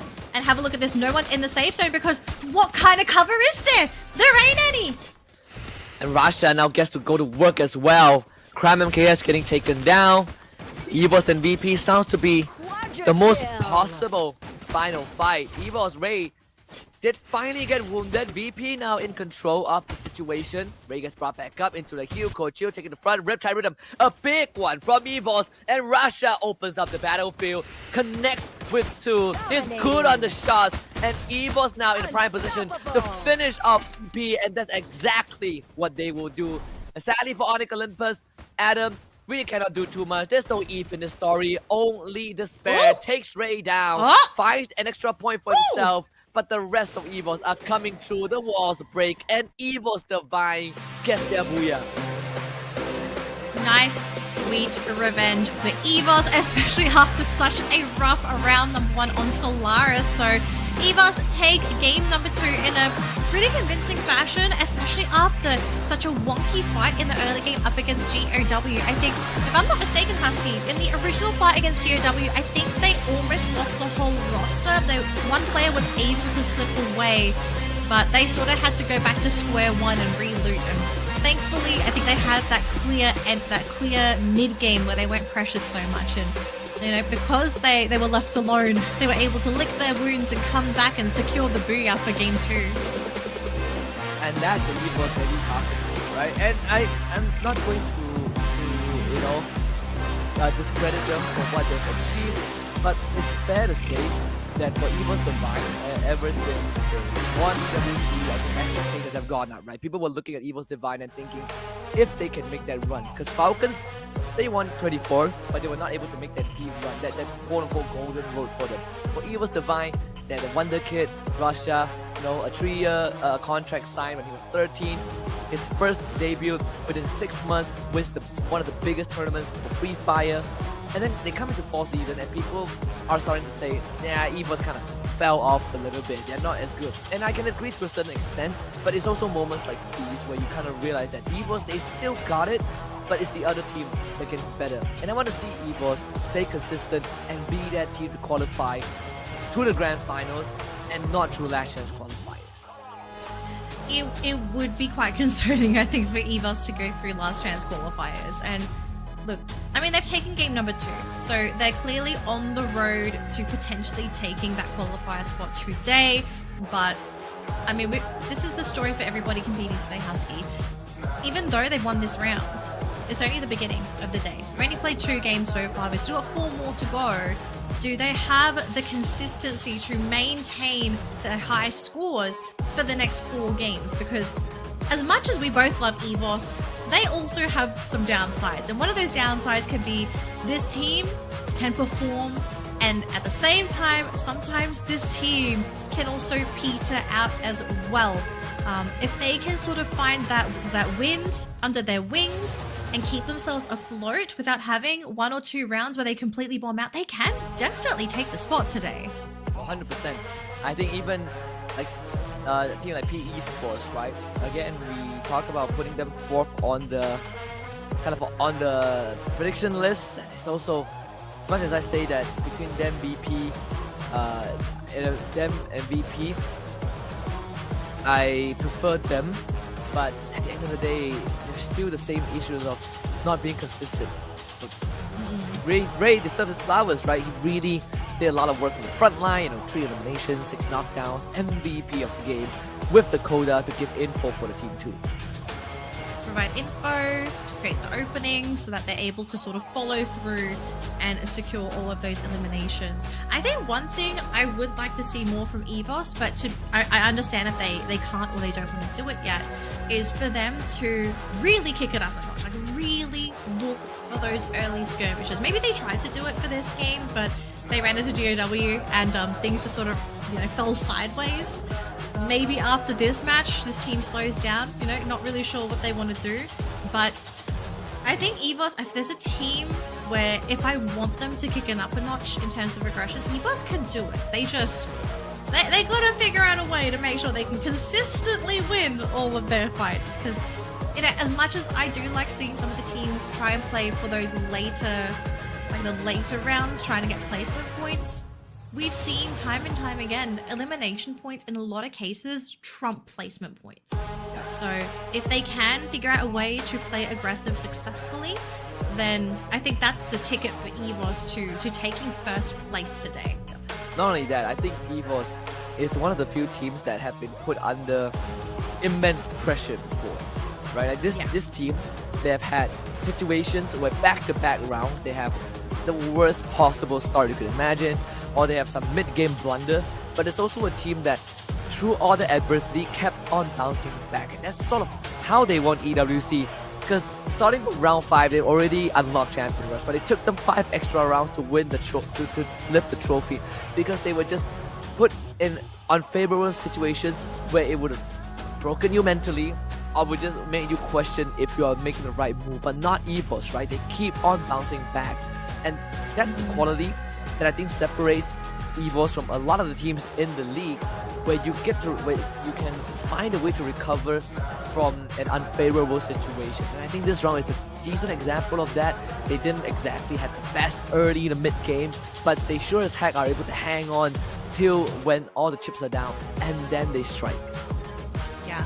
25 points in the bag here for EVOS. So EVOS fans rejoice. The Tigers are coming back, but let's see if the Tigers are going to stay around or if someone's going to kick them back into their cage. But for the remaining points though, not as top heavy as our first round. We do get a nice little share between WAG, VP, Onyx and Flash as 2nd, 3rd, 4th and 5th place. But then following that though, we do have a little trickle down in terms of points. Unfortunately, another horrible round here for Bigatron and RRQ as well. I think we both were sort of hoping that these 2 teams would have a better game 2, but yeah, it just seems like game 2, it just wasn't their day. So it's gonna have to be Nexterra, as look at that, Onyx already stealing away 1st place from Heavy because of that disastrous round 2. Yeah, I'm telling you, that 35 point didn't really mean as much as they hoped it would, because it got completely nullified in the 2nd round. Onyx catches up, takes temporarily 1st place. EVOS ties with Heavy now. And now we get a slightly top heavy leaderboard for now. 3 teams that are about to hit the 40s. But again, we have 4 more rounds to go. There's going to be an opportunity that WAG gets a booyah and suddenly they are in first place, right? So nothing is set in stone just yet. I think the teams in the league, if I have to choose one, probably Evo's Divine's a team that I'll look at and be like, yeah, this team can stay consistent. But Onyx, Heavy, they have to prove it first. Oh man, RRQ not looking too good. I mean, both of us put predictions on RRQ and they are just struggling. Struggle city for this team. I mean, one of the rounds, I think the round we just saw, right? Ma'al getting picked a little bit too soon. And because of that, I think it just really crippled the team when they tried to go into, it was either the 4th or 5th circle. I believe it was the 4th one. RRQ, I mean, they need to figure out a way to catch up. It's already game 2. We have 4 more games to go, but I think we also need to keep in mind that Free Fire is such a quick game, and every round, every elimination, every placement point, it matters. You can't leave your fate into later rounds, because we've seen in tournaments in the past, you know, teams win because they scored that 1 extra point on one of the first 3 rounds. And RRQ's reaching the point of no return. If they don't step up in the next 4 games, I think they're just not gonna even, they won't even top 3. I think this will be a bottom 6 team. Yeah, I mean, even for like RRQ situation, sometimes you, again, like this team, 3rd place in EWC, 2nd place at Global Series 2024, but then on a underwhelming day when they're under the weather, they fail to even be part of the conversation for contending team, right? Like we saw like 2 rounds in a row, RRQ just could not get their footing, and hopefully, like you said, they're gonna bounce back, because I think if after round 3 RRQ still has a you know, subpar performance, that's where RRQ fans will have to be worried, right? I have no doubt that worst case scenario, RRQ plays Nations qualifiers and qualify from there. But then people are gonna start asking questions, right? Is RRQ really a one-hit wonder? Like, how consistent is RRQ, or is RRQ really good enough to always remain as one of the top dogs? Because right now it doesn't feel like it. Yeah, it doesn't. Speaking of RRQ, let's focus a little bit on the Indonesian teams here, because we do have a couple of substitutions for 2 of our Indonesian teams. So starting with RRQ, for our next map, we're going into Next Terra. Ma'al is going to be subbed out, and they're going to bring in Ikal for the round. And then we have a substitution by Bigatron by Vitality. So Azriel is going to be in, and they're, interestingly enough, swapping Joel out for this one. Yeah, some very important decisions. Both snipers, actually, from both teams. Which is crazy, right? Because usually you don't see this. I mean, especially for like Joe getting swapped out. I think Bigatron swapping out Joe is a very big deal, because you look at Clash Squad, Joe is the reason that Bigatron is having good games, is having great fights. I personally feel like he is probably like one of the up-and-coming snipers from Indonesia, because he's so good at what he does. Yeah. But the fact that they have to swap him out for this round means that Bigatron are something ain't right. You know, they feel like Joe hasn't been able to deliver. We'll see how this round goes.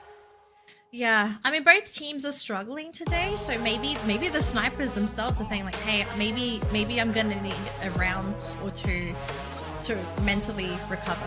You know, we really don't know what the internal workings are for the team. So hopefully the new substitutions do work out for both of these teams, though, because Bigatron and RRQ, both of these teams need to get more points on the board. But they will not be here for Next Terra. I'm interested to know if Joel and Ma'al are coming back for Kalahari, because for both of these teams, this is a huge map for both of these rosters. So we'll worry about Game 4 later on. Let's focus on Game 3. But yeah, interesting food for thought before we do go into game number 4 later today. I'm not sure if you have access to the numbers on you right now, Husky. I don't have them open on me, unfortunately. Do we have statistics for our most successful team on Next Terra? Oh, hold on. I gotta dig the stats a little bit. All right. I'll give you a moment. You give me some time, you know, like I'm not Mr. Neptune, and I'm not that proficient. Okay, I am sorry. I have a bit of Shift that. Hold F on. was too difficult. I'm kidding. Yes. Let me go look for it. Yeah, What's on my we'll tab? find it a little bit later on. It's all good. But yeah, game number 3 is, I believe, ready to go actually. And okay, not quite. So we're getting very close. But before we jump into game number 3, folks, just a quick reminder that this tournament is brought to you by Red Bull. As you can see, Red Bull Zinc and Vitamin from Thailand is supplemented with Zinc B3 and B6, featuring a mild taste that helps players stay highly focused and seize every opportunity to achieve a stylish booyah and plenty of victories. And I mean, you've seen from the player cameras, all of our teams have been provided a bunch of Red Bulls because when you're trying to play at the top level of Free Fire, you need every advantage that you can get. And it's not just your mechanical skill, it's not the brains of your captain. Sometimes you need a little bit of outside help, and Red Bull's a really great way of getting that little bit of extra help. Because I find, at least for us, I think Husky and I, we're kind of similar in this regard. The extra caffeine really helps us to focus. Oh, it really does. Hold on. Okay, here we go. Next Terra. Oh! Next Terra. We're ready to go, Husky. I am. I think this is also one of like, man, I can't believe I'm saying this. Bigatron isn't that bad. I think Bigatron and Nextera is workable. You know, it's like they have had good results. Like the newer maps kind of are maps that I think Bigatron favors slightly more. Let's see if that's gonna be the case. No? Okay, that is very interesting to bring up though, Husky, because I wonder if those numbers, is it with Azriel playing instead of Joel, or is this maybe also from a couple rounds where Joel was playing with the team? Like, this is stuff that we're never going to know, unfortunately, because our stats are not that detailed, but keen to see what Azriel brings to the table for the roster, now that you've actually said that. But at the moment, folks, our teams have finally landed, and we do have a couple of teams sort of sharing locations. GOW going to be scouting out this Todak duo here, and Demon is going to be leading the charge here to see if they can try and get rid of these pesky players. And it's Traps around the corner. He's waiting. He does go for a bit of a dash. A couple of bullets do land onto Demon, but not enough for anything to be fatal. Well, to answer your question, Danny, Bigatron only has like 1 Booyah so far on Nextera, if I remember correctly, from the data sheet I'm looking at. In fact, the team with the most Booyahs on Nextera is actually RQ Kazu. Oh, okay. Yeah, with 3 Booyahs.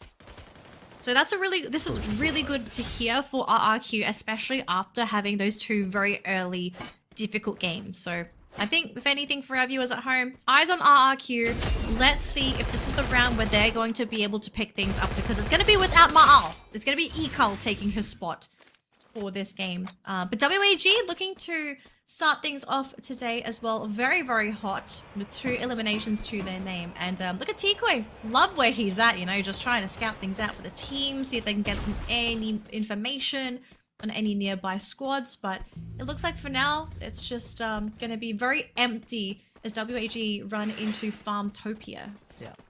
I would say it is quite a treat to see Ekal back in action, right? The first time we saw Ekal was, I think, Thorat. Before Thorat, it was GRC Aphrodite back in 2023.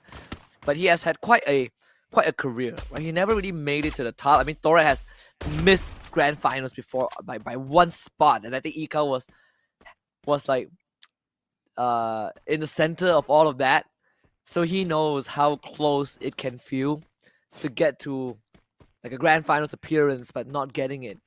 And you know, then he went to Dewa United, but the fact that he subbed in to, you know, to replace Ma'al, there's a lot that he needs to prove, and GOW continues to prove that they're just not hacking it, you know, so far today. Another time where they get knocked out this early on.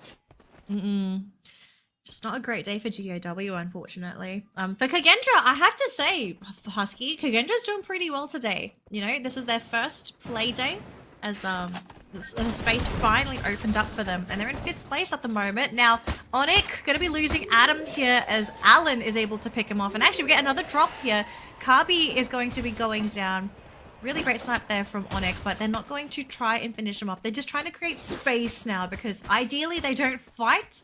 Kabi and Alan are low, but I mean, if you're Onyx and you've only got 2 players here, you kind of want to dodge as many fights as possible. And actually, on the side, we can see Kagendra going through RRQ. What the heck is going on over there?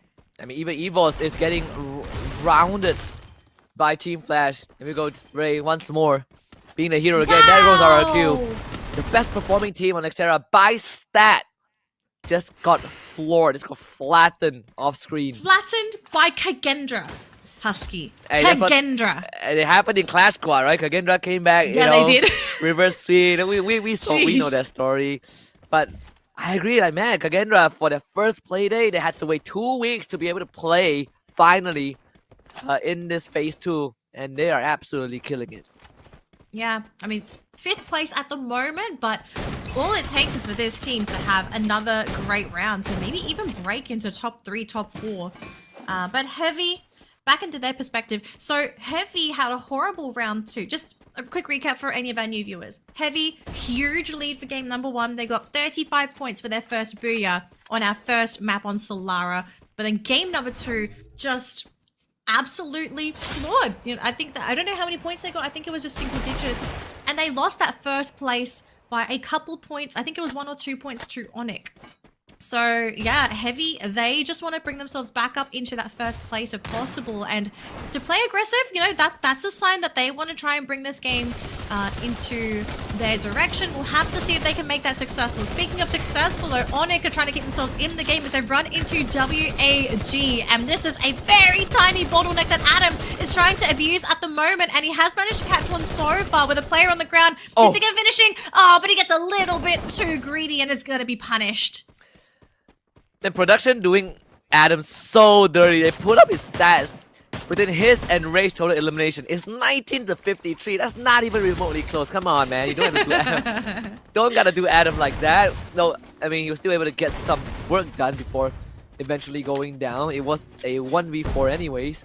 Speaking of Evil's Divine, you can see them BTR also in a bit of a firefight against Todak. This is not gonna be easy, just like Clash Squad. Todak trying to make it close, but BTR always edged out in the very end, and this time there really is no room for Todak to work with. P Sports is slowly working through Evil's Divine off screen, and we still have a very, very even fight. And just to add on to the topic on Heavy as well, they got 35 points in round 1 and only 2 points in round 2. They start round 3, 1 point behind Onyx Olympus. We're also not really having the best time of their lives. There goes Todak. Eliminated again. Onyx Olympus go on the revive. Putra brings back the day. Someone is saying that we casted a black magic on RQ. We didn't. I maybe subbing Mika wasn't the right choice. I don't know.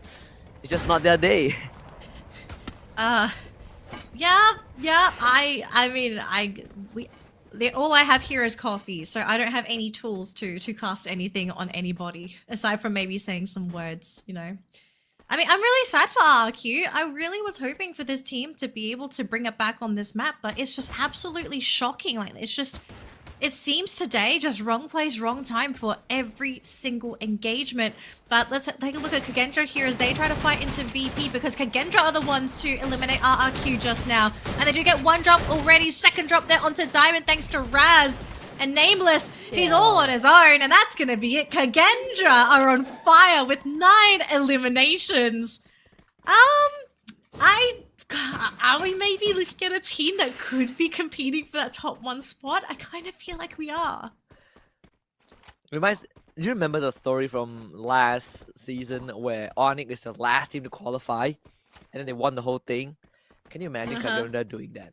It's very possible. Honest to you know, touching my heart and saying it, I don't think it's Kagendra's time yet, but I do think they definitely can put up a fight. They can make it very hard for everyone. I think that's a given, right? It's almost the same as what we saw with Dragons Esports, right? But the main difference is that in terms of firefight, obviously Kagendra,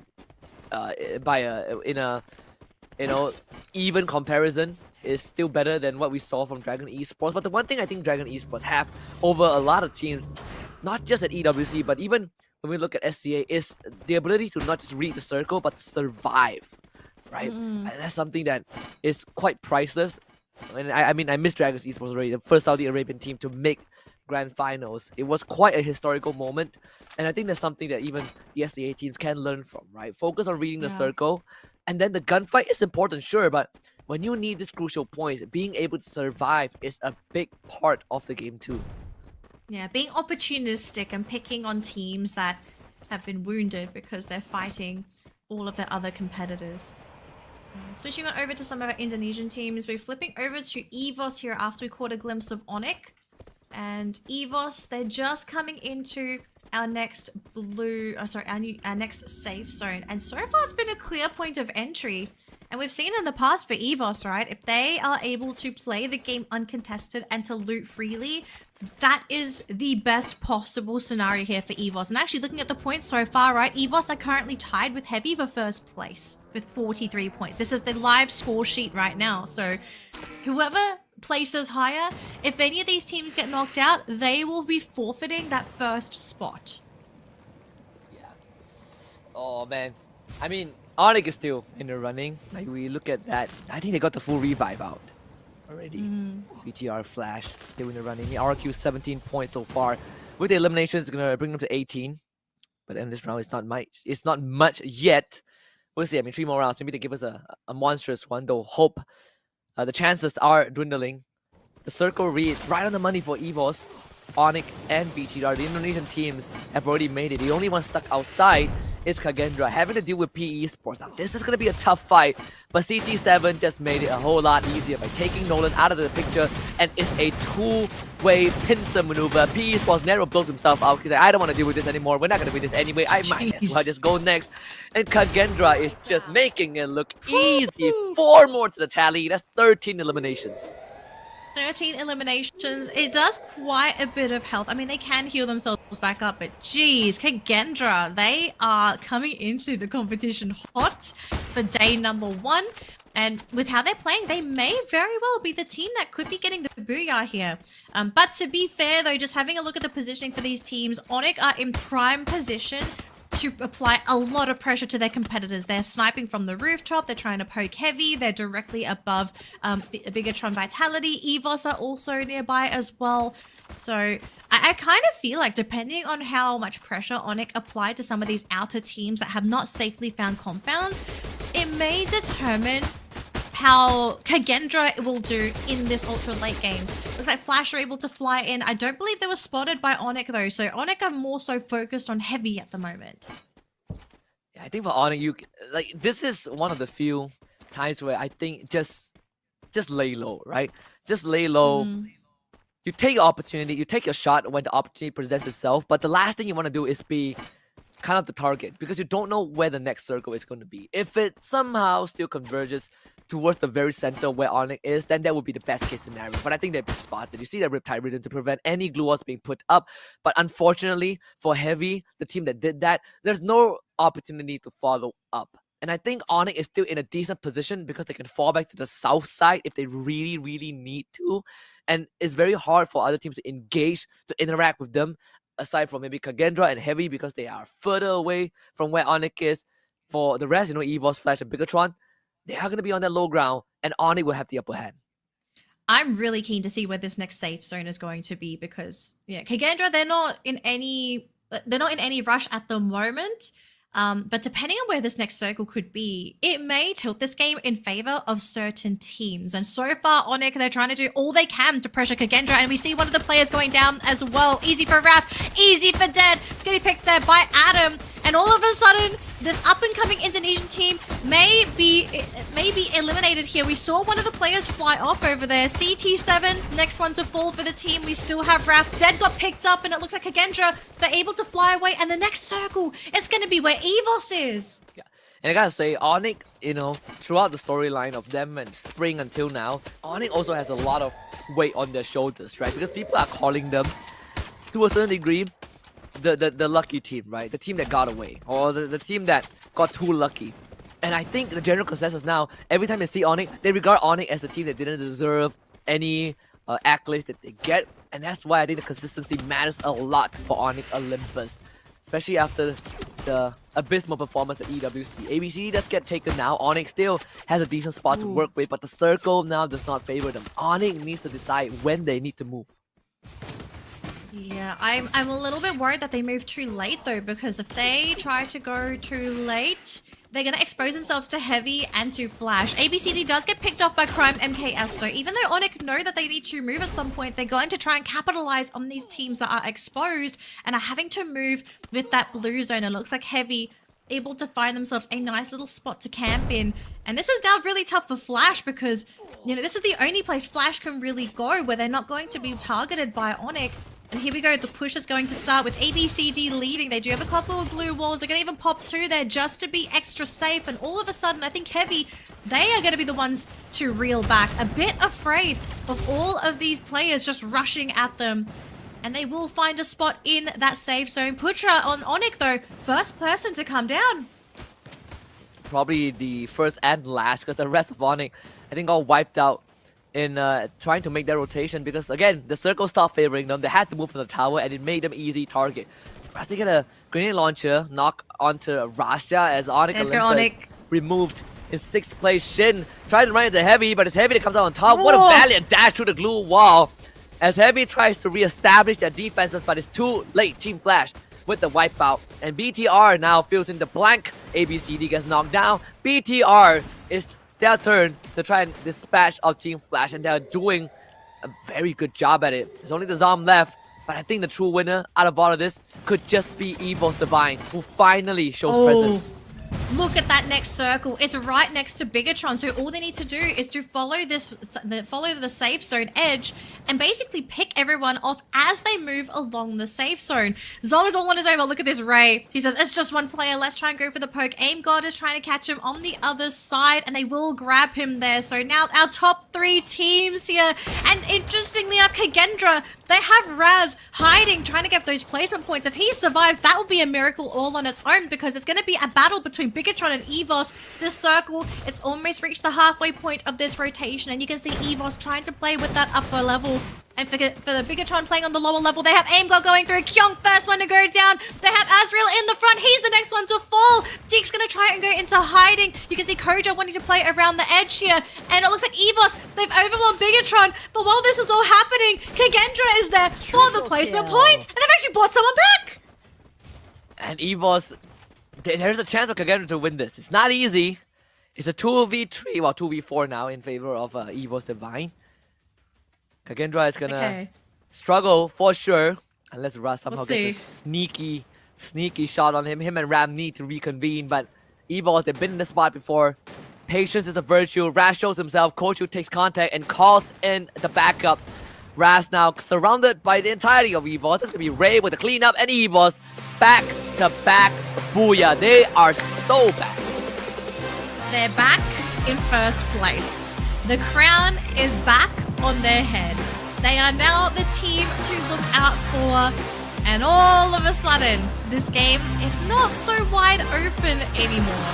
And if I was the teams competing today, hoping to be able to swipe away that qualification spot, I'd be feeling very concerned now with a double back-to-back booyah, because Evos sitting on a mountain of points, and I'm going to add on top of this as well, Game 4, we're going on to Kalahari. This is a map that Evos also know how to play really well. Yes, of course, all the Indonesian teams know how to play Kalahari, but with Evos looking so good in these 2 games, I think this is already an indicator that we could be looking at the team getting the booyah there too.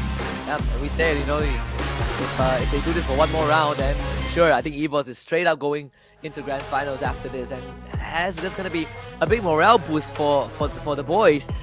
2 back-to-back rounds. I mean, round 2, they didn't have the best start. They made use of it, reached late game, won the round.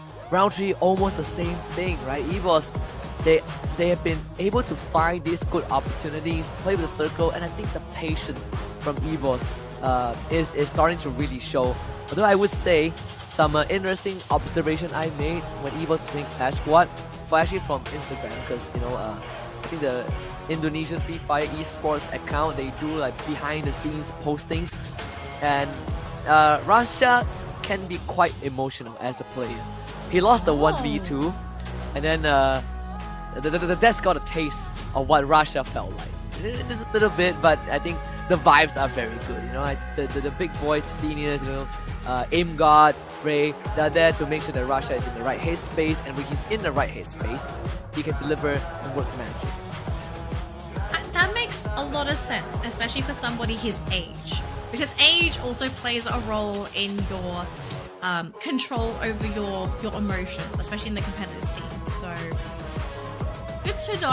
I think it's good for us to know as well, because now it makes us now realize, okay, some plays, some things, when they happen, it's justified because of X, Y, or Z, all these different factors. So yeah, very, very fun fact to know. You know, Rasya, he's a boy who, I guess in a way, would you say he's similar to Ma'al then?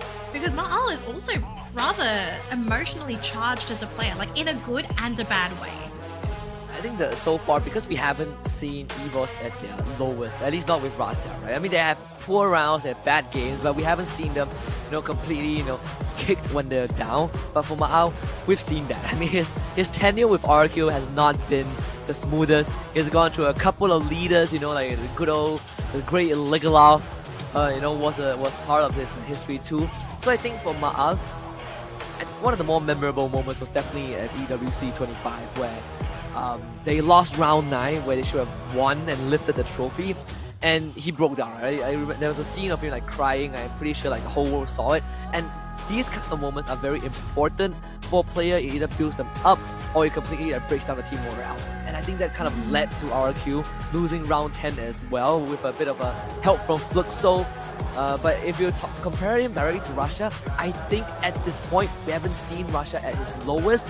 But I would say the fact that Russia has reached the peak this early on in his career, it might when that low point hits, then maybe we'll see if EVOS are able to bring him back up. Because right now he's such a confident player, you know, like nothing can stop him. He will fight you, like he will fight whoever tries to fight him.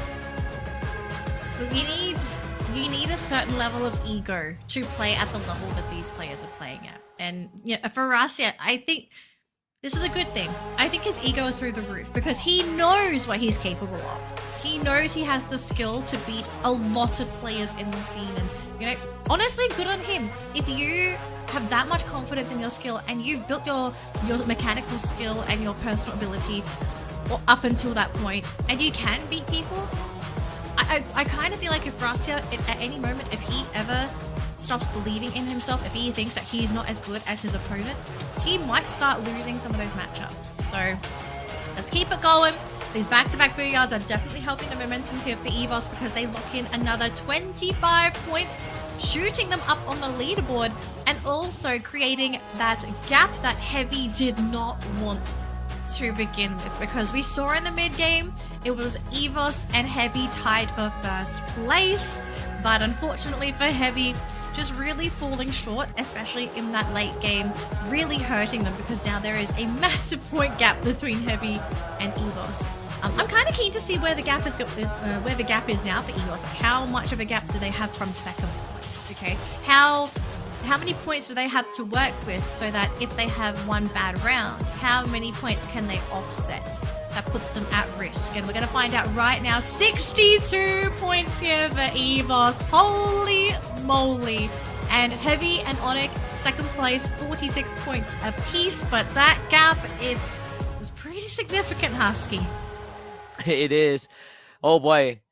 EVOS gets one more good round, and I think they are 90%. I think they'll have one foot through the door already to the grand finals. I mean, Heavy, pretty lucky that they somehow stayed in second spot. You know, they shared with Onyx, and Onyx made it quite, well, I do want to say they made it quite far into round 3. They did get knocked out in 6th place with minimal eliminations due to the position that they were in.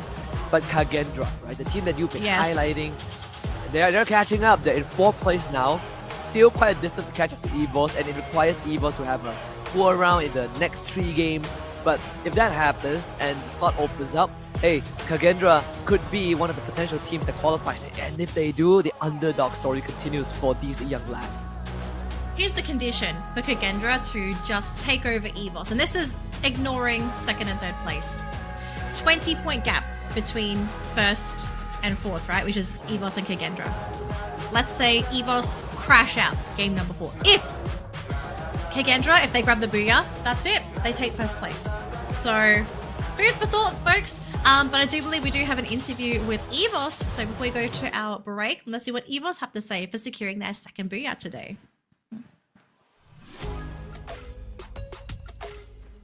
All right, survivors. Another booyah for Indonesia. EVOS Divine takes 2 for the win. And I'm here with Rasha from EVOS, of course. Hello, Acha. Halo. Acha, back-to-back booyah. Gimana nih rasanya? Meskipun memang bisa dikatakan game ketiga tadi bukanlah game yang mudah buat EVOS, tapi kalau dilihat dari elimination points kalian dan akhirnya booyah juga berhasil dikantongin, sepertinya memang EVOS masih dalam good spirit hari ini. Aku translate dulu, silakan dipikirkan jawabannya ya. So how does it feel to win a back-to-back booyah on the second and the third game? Even though it wasn't an easy game for EVOS, but obviously EVOS taking 2 for the win.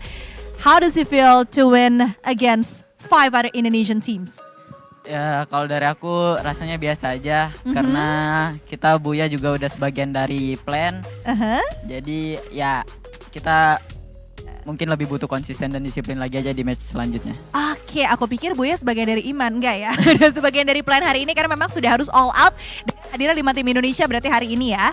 Okay, so nothing special because they plan on, of course, getting as much booyah as possible. It's consistency and determination that they need the most because obviously we want more Indonesian team to reach the grand finals. So yeah, hopefully EVOS Divine can be that team today. Second question, seeing that we have so many Indonesian teams today, does it make you feel nervous? Ngelihat gimana ada banyak banget tim Indonesia yang juga masih harus menentukan asa mereka lanjut ke grand final. Apakah itu membuat kamu jadi deg-degan? Apalagi sekarang mejanya nambah nih 1. Kalau dari kita sama sekali nggak ada deg-degan. Dan ya ini sama aja mirip FT The Boy sama Nino. He's not feeling nervous at all. It just feels like, it doesn't make him nervous at all. So yeah, no biggie whatsoever. He's just gonna try and focus because obviously we still have another slot to secure today, and hopefully that could be EVOS. Last question. Seeing that you guys won 2 booyahs in a row and we still have 3 matches to go, how confident are you that you guys are going to be the one who secure the slot to the grand final today? Ngelihat masih ada 3 match lagi tapi so far udah ngantongin 2 booyah. Seyakin apa sih kalian bisa lolos ke babak selanjutnya menjadi perwakilan Indonesia yang lolos pertama nih bahkan? Mungkin 70% lah. 70%. Ya, 30% itu Tuhan lah yang ngatur. Doa berarti. Okay, so he's 70% sure and the other 30 he's hoping and praying and of course crossing all fingers that it could be EVOS Divine that will be securing the ticket to the grand final today. All right, thank you so much Rasha. Good luck. We still have 3 matches to go, but survivors, we have one special show for you. So stay tuned only on Free Fire World Series Southeast Asia 2025 Fall. Nama gue Irap, tim gue dari Kagendra, role gue bomber.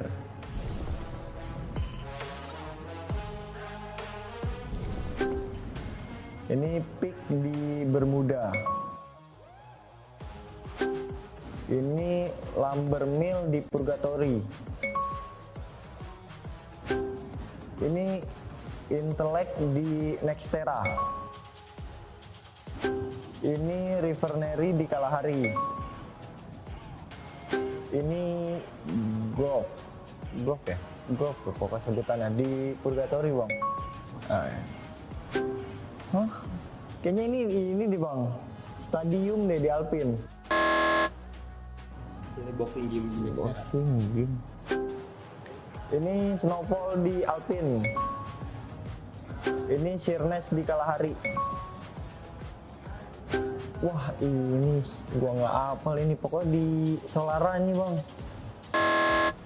Casa Vista. Ini Keton di Bermuda. Ini MT Villa di Purgatory. Ini TV Tower di Solara. Buat lu semua, gua tunggu lu di Kalahari. สวัสดีครับวันนี้ผม VP Diamond จะมาจัดดีมทีมของตัวเองครับคนแรกนี่ขอเป็นเนมเลสครับคนที่2 Diamond ครับ2 คนพอ2 คนให้ได้หมดให้ทุกคนเลย 2 คนพอแล้วครับไม่เอาแล้วแค่นี้พอ สวัสดีครับผมเดอะบาร์ครับมาจากทีมทวิตเต็ดไมล์วันนี้จะมาจัดทีมของตัวเองครับคนแรกเป็นคูก้าครับคนที่2จัมป์ครับคนที่3โดนครับคนที่4เส้นมันครับคนเป็นพี่นโมครับ สวัสดีครับเบียยูโมชิครับวันนี้ก็เราจะมาจัดทีมครับหรือว่าทีมในฝันของผมนั่นเองคนแรกนะผมอยากได้ WAG ตักกวยครับมาอยู่ทีมผมเพราะว่าผมพูดภาษาเวียดนามเป็นแล้วก็คนที่2นะเป็นเอาทีมเองนะครับพี่แต่ไม่เอาเล่นอีโก้ทีมผมอีโก้ผมไม่เลือกหรอกเอาเป็นเดอะบาร์แล้วกันเดอะบาร์ผู้เล่นหน้าใหม่ไฟแรงจากโควิสคนที่3นะครับเป็นอาบายจากอินโดเอามาเล่นคู่กับตักกุยผมบอกเลยว่าคุยกันไม่รู้เรื่องแน่นอนทนายผมเลือกโจนะมาจับทนายก็ตำนานให้มาเล่นทนายดูว่ามันจะแข็งแกร่งเหมือนเดิมเปล่าแล้วก็ตำแหน่งผมเป็นตำแหน่งโค้ชครับผมจะจัดทีมนี้ออกมาได้แบบสมบูรณ์แบบแชมป์โลก5 สมัยแค่นี้แหละบอกเลยว่าไลน์อัพนี้ไม่แพ้ใครแน่นอน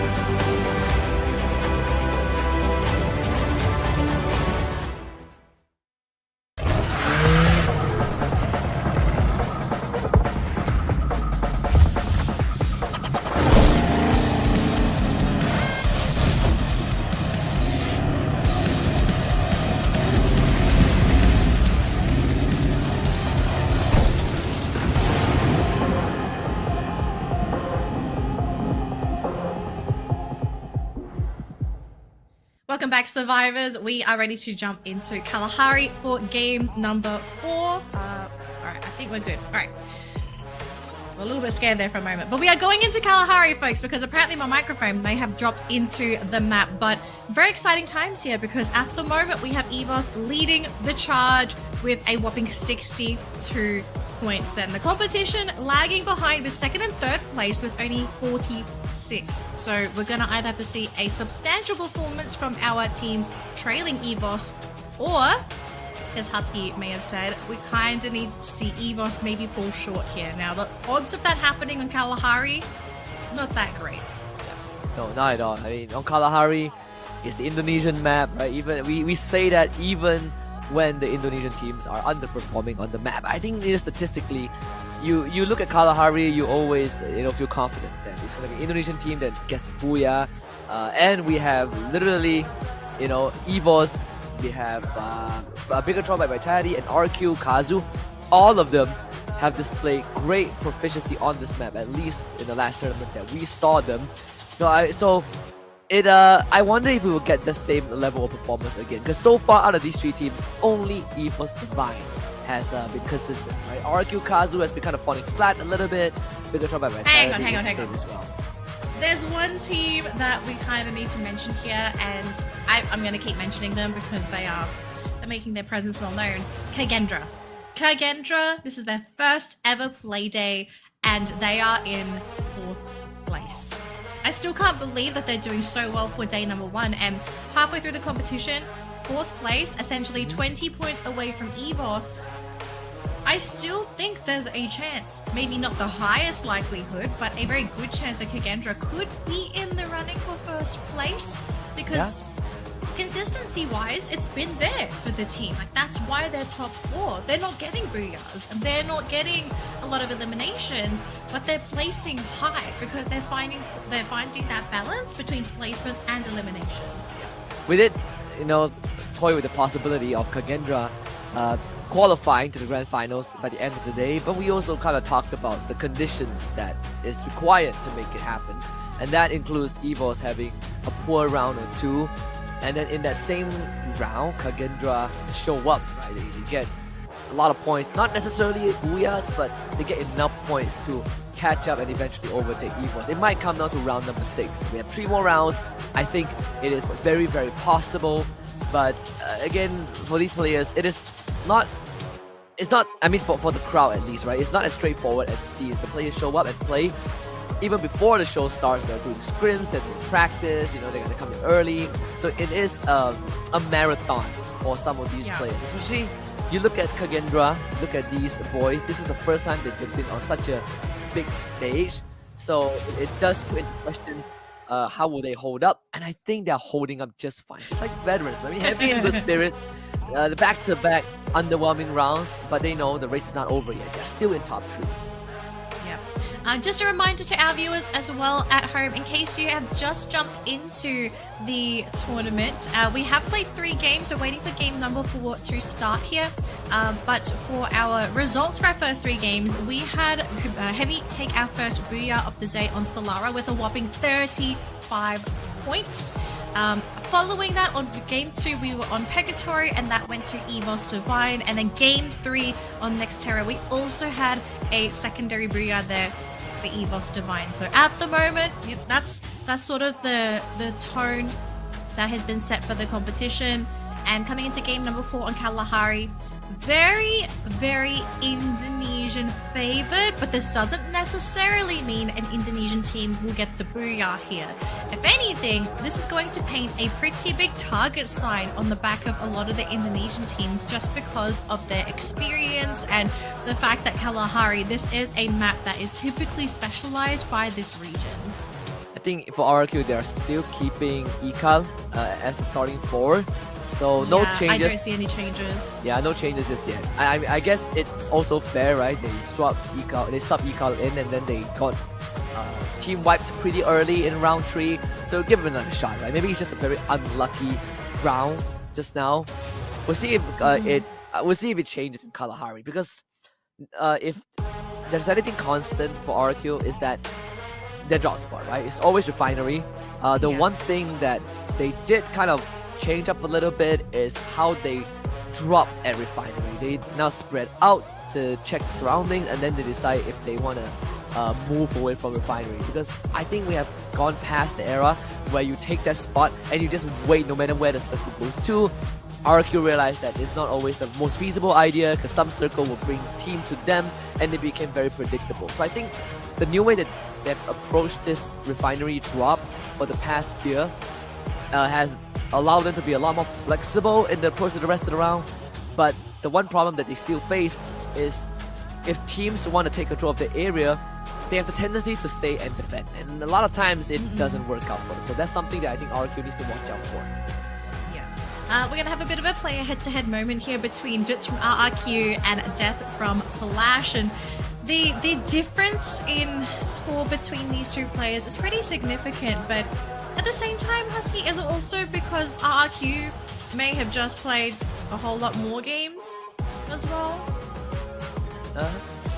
No, I mean, we'll look at Duts, right? We literally said that he is one of the, he can be the clutch master for the team. Yep, for RQ. Not surprised. And we also saw the head-to-head between Adam and Ray, and that was pretty unfair as well. You know, 19 to like what 52. So this is a pretty normal. I think this comparison is a lot more closer than the one we just saw. On Kalahari though, I mean, even Duts has been struggling to get the numbers in. I think the whole of RQ have been struggling. I mean, today RRQ 100% are struggling to really achieve anything, right? They're struggling to achieve it. They're not really finding eliminations either, because they are putting more focus on trying to even get to the late game, which there's always pros and cons, right, to different play styles. And typically RRQ, they're a team that just likes to bide their time. They don't really want to be the ones to look for eliminations, which, if that's the playstyle that's worked for you up until this point, keep going. But I do feel that RRQ has played this way for such a long time. I think you kind of need to question, like, okay, do we need to change something? Because this used to work in the past for them, but we are so far gone from that era. So I kind of think, like, if you're RRQ, I would expect some level of evolution at some point. If they can't do it now, I kind of hope in the next coming months that something changes for this team, because they're just not looking as strong as they used to. Which makes it even more ironic, because when Abai joined the team, Abai Ma'au, joined the team, we said that RQ hit that peak, and it is, that peak at that point in time they were unstoppable, and then they went through a rough patch, and then the past 3 tournaments that they were in, preseason, global finals, 2024, and EWC, they were top 3 in all of that. So that's 2 peaks, right? In the tenure of some of these key players. But now we see some inconsistency, some dips in performances. But I don't think it's going to be a long-term thing. It's just that when it happens, when they hit that rough patch, it makes you question whether the era of RQ is over. But I don't think that's the case. I think they'll still make finals. I think they're just going to give everyone a run for the money when the chips are down. But for now, perhaps they don't feel as much pressure yet, right? Because you technically still have last year's qualifiers if today and tomorrow don't work out. Okay, so we do have a couple of lock-ins there, eliminations going to be set in as teams want to try and get some kind of vision, some kind of info on some of these teams, but no elims yet. And RRQ, as you said, Husky, they're still on refinery, but they are scouting around, and actually we might have our first elimination here. It's LBT, taken out by Shin from Flash. So first elim, it doesn't turn into a team fight, unfortunately. So we might be in for a very slow game here as teams sort of set themselves into a very quiet early game. Very early pickoff too. It's one of those few situations on Kalahari. Is pretty open map, right? A lot of open areas to work with, and teams, they do have a tendency to send people out to scout. Then it's normal. You have a revive system. I think that's kind of your get out of jail free card in the first 5 minutes of the game.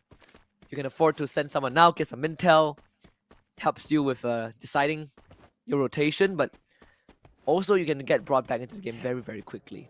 Yeah. And, very low risk. Okay, so it looks like Kagendra catching sight there of GOW, throwing a couple of pot shots as well, a few of those bullets connecting, but nothing fatal yet. It's easy for Raf and Dead, and they catch Demon right off the bat, and they've isolated him with a glue wall. So that's a free elim, a free point to Kagendra. They're looking for another one. They do lose Raf though, who's going to be able to hit the ground. But GOW, this team is fragmented. They do manage to get one player out of there. They're going to lose 3 here, without a doubt. Double kill. And GOW off to a very, very tough start here, but still in the competition. Oh, wait a minute. The last player, I think he's taking damage. And he's gone! Man. He's gone! GOW, I mean, rough day so far. They were marked by RRQ, interestingly enough. So RRQ marked Demon from GOW, which might tell us a little bit of a story, you know, maybe they're a bit sour from that, from one of their engagements earlier on. You know, very, very interesting here. But we do have WAG in a skirmish here with Todak trying to pick up those points. Traps going in a 1v1 there with Xball, whereas the rest of the teams going for a 2v2. And actually, Xball going to abandon Traps, taking a huge hit though. But LBT going to be the first one to go down, being caught by Dutz on the other side of the map. WAG though, just going to have to try and figure out what to do here. It's Tikui and Xball left, and they're going to send Tikui off, and he does not get shot in the air. So at least the two of them, they will have a little bit more time left, but I think they're going to have to pray that Todak don't chase you here, and it looks like that's not going to be the case. Big fight though. We have Kagendra going up against Onyx. Kagendra gonna be separated a little bit. I mean, easy for Raf, just got knocked down. Raf trapped behind 2 blue walls. It's not gonna be easy for them. And 3 members knocked down. Onyx Olympus basically slicing and dicing them apart. These isolated fights have not gone well for Kagendra, and Onyx Olympus here to pick all of them up. I think Kagendra was able to send someone into the wild. Crime MKS chasing him down. CT7, the sniper of the team with the hook gun to try and gain distance. And Crime MKS on the K. CT7 spotted. This could be the end of Kagendra, and that's going to put them heavily behind Evos if they try to catch up. Crime MKS not shooting just yet. This one connects, and the job is done. Bounty claim. Kagendra is out. And that's going to cut down Kagendra's dreams as well, because they are the 11th team in the round. Switching it over to Evos, though, as they have found ABCD from Flash, so that's going to be an easy point if they will go back and grab that one. They do have Shin, who they catch with aim. God, beautiful snipe there. We do still have Death out in the field. And that is the last player for Flash as well. So if they catch Death, that's going to be another team eliminated. But back onto the whole Kagendra storyline. This was supposed to be the round where they maybe even take over Evos, but the fact that they get taken out so early, I think they might now be out of the running for getting that first place. Yeah, it just made it 10 times harder. Yeah. Evos' position, now the burden lifts a bit. I mean, you still have Onyx and Heavy to worry about, but aside from that, at least it's a race between these 3 teams, and Evos still 15 points ahead of Onyx at this point of time. And that's just looking at total points, right? We haven't calculated the eliminations that have gotten this so far. VP now under fire. This is one of the teams that, again, we said has an opportunity if they are able to put up a good show, but today doesn't feel like it. Okay, Heavy. They found VP. It's Waranya here by himself, and we do see a couple of glue walls, but that's not really going to do too much for him, unfortunately. So that's going to be a elimination by Alan. And now for Heavy. What's the plan here? You know, we've got Kabi from Heavy playing on that high ground, going to provide that vision, just in case they need to see if there's anyone that might be going for a flank. But it's pretty clear so far, so for Heavy, they're just trying to sniff out that last person if they can. Nameless, taken out by Kabi. LBT for a P, though, on the high ground, being spotted out by Kabi. Could be in for a little bit of a sniper battle here if LBT wants to go for the commitment, but the team is here, and this should be another point in the bag for Heavy, bumping them up to 4 points. Hit a rough patch the past 2 rounds, but the recovery is there for Heavy. 4 points, making sure that they keep tabs with Evos' footsteps. Has to be a bounty lay on Code GOP Esports. Shows up to Bigatron's front door, and Azrael didn't even stand a chance to formulate a response. BTR scatter into the wind. But you have Jonah waiting in the wings as well. If BTR heads that way, Jonah is going to be able to finish them off. The reinforcement gets called in. PE Sports in a 3v2. There is Kyung and Diggs, the dynamic duo of BTR with the Cassie electrotherapy, but still, they are outnumbered by PE. I don't know. I kind of feel like with the Cassie's active, you can definitely go into those disadvantages matchups. And right now you can see Kyung trying to go for Nero, but beautiful glue was buying time for the team to maybe come and save him. They will try to finish him off, but Kyung, his health bar is still okay at half health so far. Dick's gonna hang on, but there goes Kyung. Jonah gonna finish him, and all of a sudden this dynamic duo from Bigatron will be cut down if Deeks can't find some kind of escape. But he finds a window, will be able to climb out, but where can you really go? Not too far. They've already caught up to him. There we go, Jonah with the finisher. Ooh. Just now we actually saw BTR calling in Koja, who just got revived to potentially help win the long extended skirmish, but at one point they just called it off, and that's why you saw Koja flying away, reviving Deeks, and right after that, Rashav with another snipe. Explorer quickly and swiftly removed. Oh, this is WAG as well. This is one of the teams that might even be able to make that last minute comeback. I don't think we can count out WAG. Oh, that was huge! Catching out a huge grip grenade there onto WAG, and two players hit the ground. Ray, he does get knocked, but doesn't really matter. WAG eliminated by EVOS, bumping them up to 7 eliminations. Yeah, Ray took himself out for the greater cause. What a riptide rhythm from EVOS Divine. Again, EVOS, yeah, they lost Ray, sure. They can just pick up the grenade launcher that he left behind, carry it forward, revive him, pass it back to him. So EVOS didn't really lose much. Although they will need to take some time to reassess the damage and recover in terms of resources. But in the grand scheme of things, they still got 4 points. Is 4 points going to be enough though, Husky? I think at this point you need all the points if you want to be able to solidify your place on that leaderboard. RRQ, they have caught wind of Heavy though, and thankfully for Heavy, none of them get dropped. They do find a nice little hidey hole in the meantime, as all these teams try to figure out where this next circle is going to be. But yeah, space, real estate, it's slowly running out here as teams going to have to make their way a little bit closer to RRQ's prime position on Refinery. And looks like we're going to be getting a Refinery circle here, Husky. And that's music to RRQ's ears for sure.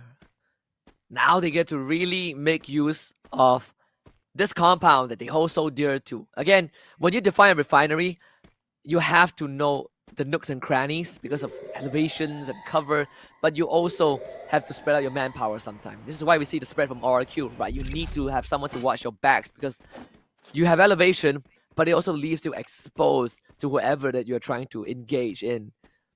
And that's why we see, even though you get to cover a lot of ground, but your manpower is spread thin. You have Onyx Olympus on one side, Heavy on the other. So RRQ needs to make sure that all these point of interest are well guarded, but they don't lose anyone in the process. Yeah. Slow and steady for some of these teams. And X-Posey, he's hoping to pop one of the players on Todak, and it's traps a Noki against Noki. Whoa. That's going to get him on the floor. And look at that diamond. Straight rush in. But Todak trying to go forward. Should be able to grab that. They will pick up their teammate. We do have a loaded grenade there as well. Glue will melters. Going to try and use whatever they can to try and flush out Todak.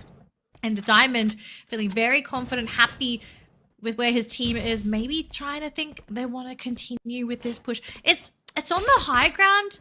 I am a little bit worried for VP. I'm a bit scared that they're going a little bit too ham here because you can see Fire's at the top of the tower. If Diamond sticks his head out, he might be at risk of being sniped himself. So you can see the hesitation is there now for VP as to whether or not they do want to try and fight into Todak here. Yeah, but what VP has is space, right? They control most of the ground. Reptile rhythm from up top. It's going to be courtesy of Fires for sure, but not too much of a problem. VP is still able to duck underneath the building. Here comes this grenade, actually only landing on the traps. The cluster going onto the low ground. Noki decides that he needs to take contact alongside traps to back him up. Nameless breaks through the glue wall, but it's just Nameless. Waranya late to the party. Nameless gets dropped. The dome gets put down, and that's disastrous. VP, what are you doing? And Exposy's not even there either. I believe Exposy is on the ground. Oh my goodness. I mean, I don't know if he was hoping to be the contingency plan. Maybe he fell off the platform. We kind of don't know what happened with Exposy, but that was a very risky maneuver there for VP. But at least they're still in the running to get placement points. In the meantime, though, Razia has been knocked out there by death from Flash. So the Wonder Kid out of the running here for EVOS, unless they can somehow figure out a way to bring him back into the game. Abe, though, going ham, getting rid of Death. Zom, Fire's trying to pick off Shin. We're seeing a whole bunch of snipes here from these teams. RRQ springs to life. Ekal with a big blast onto the Zom too. RRQ stand their ground. Bigatron flies into this area. PE Sports also makes their move. EVOS Divide might have to contend with RRQ and Nordic Olympus. A three-way fight on the eastern front. All three Indonesian teams basically taking the same area. Toda also makes their move. EVOS is going to have a rough time. Like, you have the hook gun, but going on the high ground puts you in basically a firing range. Poor Ray. Oh, Nero finds him. Oh, pain. EVOS, unfortunately, I don't think they're going to be able to last much longer. They still have Aim God, but I think we're going to get a new team to get the booyah here, Husky.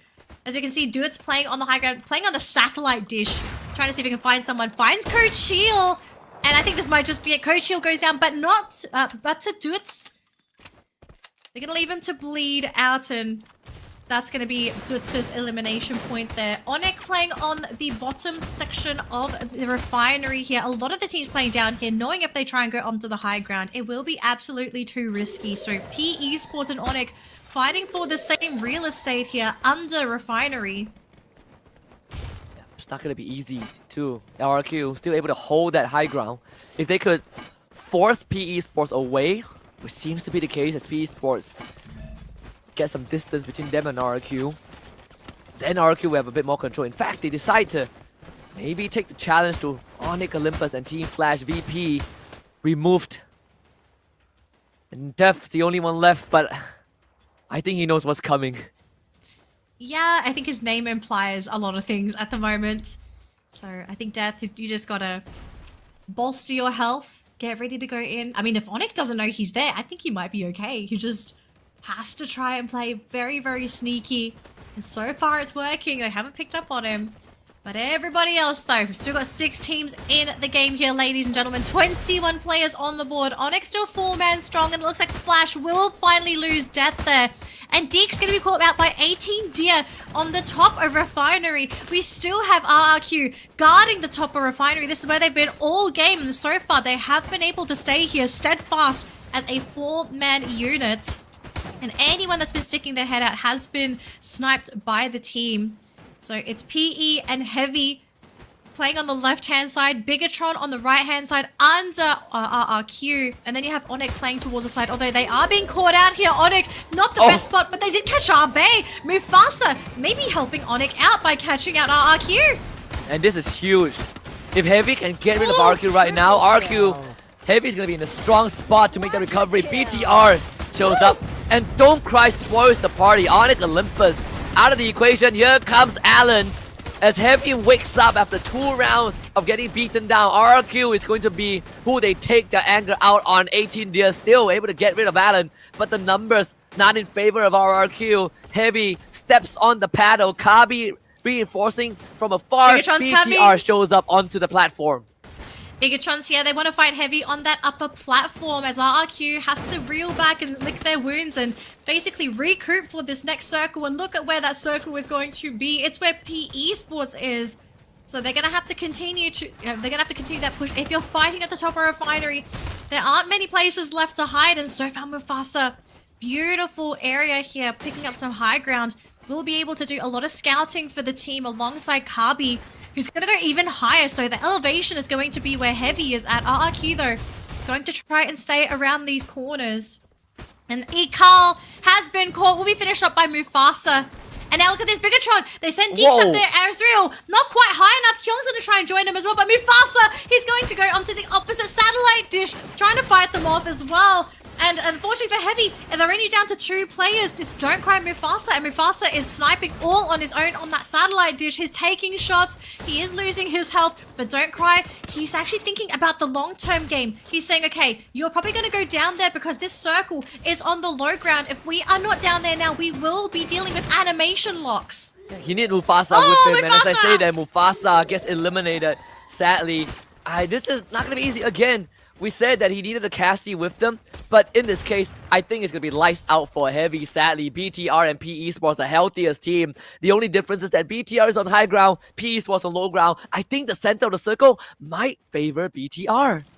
Well, I think Heavy's going to be fine too, because you look at where Don't Cry is, I don't think anyone has any vision of him. So Bigatron going to start things off there, wanting to fight into RRQ, who is on that next compound. We saw one of the players fall, however, so they will be missing somebody trying to join that fight. We do have Deeks trying to create some space, Azriel trying to find anybody, but we have Nero, who has hit the ground here for PE Sports, just trying to find anything, anybody. And you can see RRQ, one of their players, trying to survive. Arbe's on the ground all on his own. He's using his gun to create that space as well, even using his glue wall. And PE Sports, they just said they want to play safe. They're going to back out.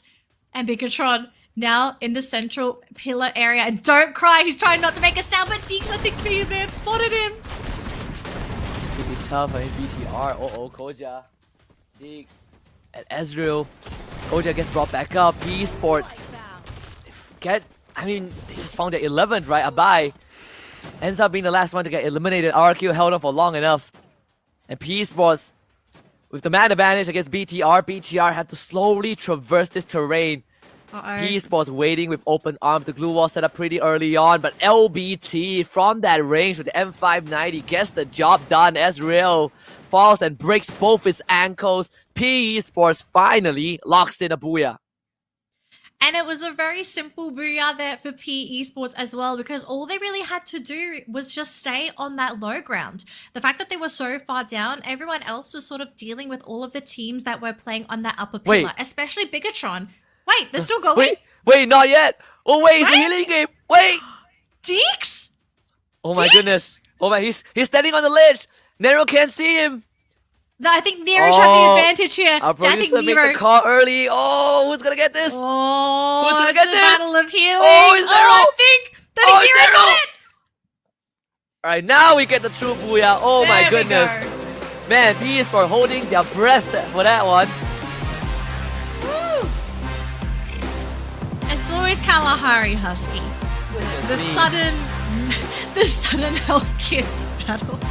I'm telling you, dude, Always Kalahari. I got a freaking heart attack. I was like, hold on. They're still playing. I mean, we're still looking at the players, right? They were still looking at their phones and we're thinking, do we have a delayed camera feed? I mean, and then all of a sudden it's like, oh, wait a minute. We did say that the area can favor Bigatron because the center, right, is close to where the healing, where they can, hunker down and heal. The very center. But there was a bit deviation, right? Who was it? Like Diggs, he made contact with the blue zone first, so the first take goes on him. But man, that could have gone either way. Peace. No wonder I was like, hold on a minute. I don't think the game has ended yet. But hey, good call. Yeah. Good call, production. We knew that Peace Sports was gonna win. We just needed to make sure. Hey, production knew. That's why we cut to the They players. knew. Yeah. A couple seconds too early. So. Well, honestly, really great that we do have a new team grabbing a booyah here, because as great as it would have been for EVOS to potentially take another game and lock their place in for the qualifiers, I think we still want to have those exciting games. So not too bad there. Great stuff for PE Sports. How high is PE Sports on the leaderboard? Is there any chance that they would be able to suddenly climb up the leaderboard? Because we've got 2 more games after this. That was game number 4. Yeah. And we still have Alpine for our last map, and I think we have Bermuda coming up next. Yeah. We gotta take a look at the ranking first, though. We need to take a look at the total ranking, and then Update. and then we get it, and then we'll have we'll really know who is going to have a chance. I mean, I could I could be like our good friend AJ and look at the stat sheet and then spoil it, but I'm not that kind of guy, I like suspense. I like suspense. I love Make everyone wait. Okay, well, hopefully get some angry emails then, because I know some people don't like suspense. We'll get there eventually. Oh man, but I have to say, that was a pretty interesting round of Kalahari, because we usually see Kalahari go one of two ways, right? One, it's just silent, crickets, that's all you can hear, and everyone's just looting, they're running, there's no gunfights, everyone's just kind of saving it up until that 4th, 5th circle, and then you start to see some of those fights. But we did see a lot of mid-game skirmishes, but not enough to say that everyone just went absolutely ham. There were teams hunting, but it kind of felt like some of these teams are also struggling to find enough targets to justify such aggressive movements as well. So I think we're starting to reach the point where teams are getting a little bit desperate to lock in those points, especially if you think you're still within reach of taking first place, because that's the goal here for the teams today, to get first place so that you don't need to play tomorrow. And I also want to see what's the result for EVOS, right? Because I mean, EVOS, they were not able, to get the booyah, right? This round was, compared to the last 2 rounds that they got the back-to-back booyah, it's definitely not as impressive, but they also had a very rough round, and eventually they are going to crack. We have so many teams in the same area that it was pretty hard for anyone to make it to the end. And sadly for EVOS, this time they just didn't have the position to work with. They were on the low ground trying to get to Refinery, and they had too many teams that they needed to go through. And they did say they lost Russia pretty early on, so that also was a bummer. Yeah, I mean, anyone that really follows EVOS knows how reliant the team is on Russia, especially with the amount of firepower he alone brings to the team. So sometimes you just kind of get unlucky if you lose the wrong player on the roster. We do have a couple of highlights to show you all before we go through and update you on what the current standings look like. But with this booyah and just seeing who sort of made it towards the end of this round, I don't feel like we're going to be seeing any significant changes to the leaderboard yet. I don't think anything where it's going to be anything surprising, but I wonder if the points distributed in this round are going to are going to impact game number 5, because we are down to our last 2 games, Husky. We've got 1 on Bermuda, 1 on Alpine, and when it comes to how close the competition is it safe to say that the race is probably between the teams in 1st and 3rd? I kind of feel like 5th is like borderline too far now, since we only have 2 games left. 1st to 4th, I think, is probably the closest. Yeah. 1st to 3 is the most realistic. 4th one, you will need a lot of things to really work out. I mean, like LBT did a lot of work this round, right? PE Sports, first 3 rounds, a lot of inconsistencies. I think this round, they happened to get the right compound. A little bit of luck was involved, but they also had to fight a lot of the survivors who were trying to get to where they are as the circle closes in. So PE Sports, they held their ground. I mean, LBT has had a pretty challenging day so far. I know a lot of times the first blood was on him, and LBT was like, man, I really just want to play Free Fire properly. This game, PE Sports showed that they are still one of the contenders. Whether they can make finals, probably not today, because it was a pretty late warm game for them. But hey, at least they showed us that they still got it. And it's around where when we got to the late game, most of the Indonesian teams were still there, and it was PE Sports that picked the right fight. Do you think for PE Sports it might have also been a little bit of luck in terms of where that circle was? Because we saw all the Indonesians parked on the refinery tower. Yeah, I would say that's the case, right? We saw at one point the 3 Indonesian teams were literally on the eastern side of the map, and then PE Sports was just like, I'm gonna wait. Circle's closing in, I'm gonna wait. Yeah. I'm gonna wait. And then the circle closing in at the right spot, and bam, PE Sports, they just wait one by one, they pick the right fight, GG. Yeah. Man. Alright, so here are the standings for our match that has just concluded, with PE Sports getting the booyah and taking home the most points with 25 points, followed by RRQ and Bigatron with 17 points apiece. So significant bump up in points for both of our Indonesian squads. But the thing is, RRQ and Bigatron, they're not our top performing teams from Indonesia. It's actually Onyx. So here is the real updated standings for all of our participants. And EVOS, still standing strong in first place with 71 points, but we are seeing a small gap close here with Heavy and Onyx just slightly closing the gap. And unfortunately, in 4th place, we have lost Kage, but we're going to be seeing PE Sports make the climb because of that Booyah, sitting at 50 points. And, you know, I still think it is possible for PE to take that first spot. Maybe even Kagendra and Bigatron. I think Bigatron, Flash... Maybe Bigatron, we possibly could see it. Flash might be a little too far away.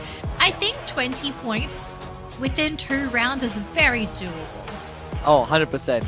Again, all you need is, you know, a good round for yourselves and an underwhelming round for your opponents. And suddenly the tide shift. Heavy was a pretty good case study. 35 points round 1, 2 points round 2, and then suddenly, boom, they are not in the first place anymore. So, you know, again, I think looking at the overall ranking itself, and you know, moving in round 5 and 6, high chance that we still get the full the full shuffle of the overall of the standings, right, of the leaderboard, and with a new team heading into the grand finals. So I feel like for teams like, you know, PE Sports, the chances are slim, but it's doable.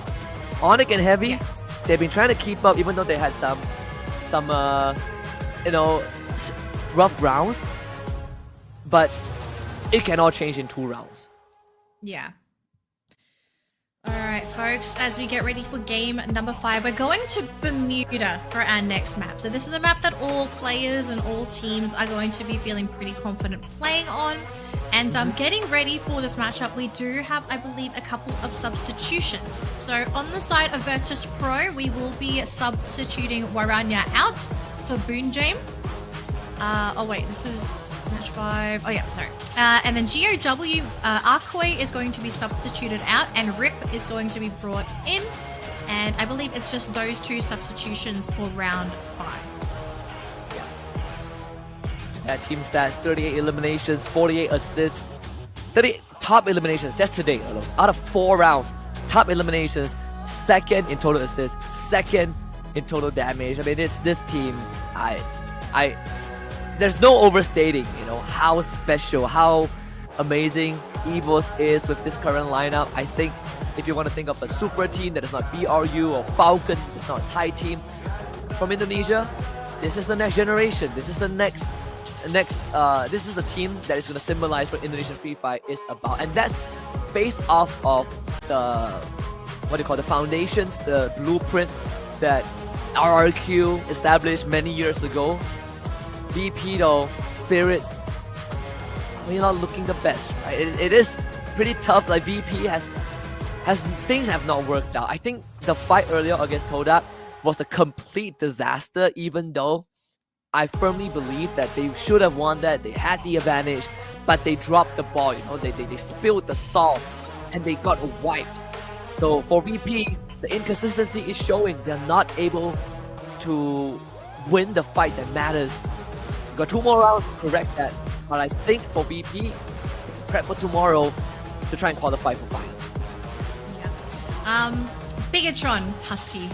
Today's been a very mixed bag for this team, unfortunately. I think some people out there probably looking at Bigatron, not really the top dogs of the group, but they do have moments where they can shine. But it just seems like today hasn't really been the moment for the team. What do we kind of feel like has been holding Bigatron back as a squad? Are they just being outclassed by some of the other teams in the group, or do you feel like something sort of happened today that's really just set them back from being in the running? Oh, I think, funnily enough, I think Bigatron, if you put them in a vacuum, they're actually a very solid team. But when you put all these external factors in, right, when there are 3rd parties, 4th parties, when there's the circle that's constantly shifting, when you're playing with the whole map instead of, you know, just a fixed area like Clash Squad, that's where I think Bigatron struggles, right? Because when you see them take these 4v4s, most of it pretty clean. You know, Bigatron, they know exactly what to do, like the Dix and Kyong, they work together very, very well. And still really and kind of on the fence on the sub-up of Joe, because I feel like Joe is what completes the puzzle. But aside from that, I think it's the 3rd party. I think it's the read of the circle that is costing BTR a little bit. Well, I mean, we're going back onto a map that everybody should have a pretty deep understanding of. So maybe this is where Bigatron marks their comeback. The odds of them really coming back on the leaderboard, very, very low. But I think if I was a team that wasn't performing today, finish strong and just sort of get ready for tomorrow's matches. Because we are also going to have another match tomorrow because it's week 5, day 1 today. We still have day 2 for the Battle Royale segment for the knockout stage. But yeah, time is ticking for some of these teams, you know. Even though we're saying like there are still slots available, I don't think it makes sense to sit there and say, okay, we're just going to wait till the last chance qualifier. I think that kind of mindset where you're sort of saving everything to the very last moment is very dangerous, because when you start thinking like that, let's say all of a sudden you don't play well enough on the last chance qualifier day,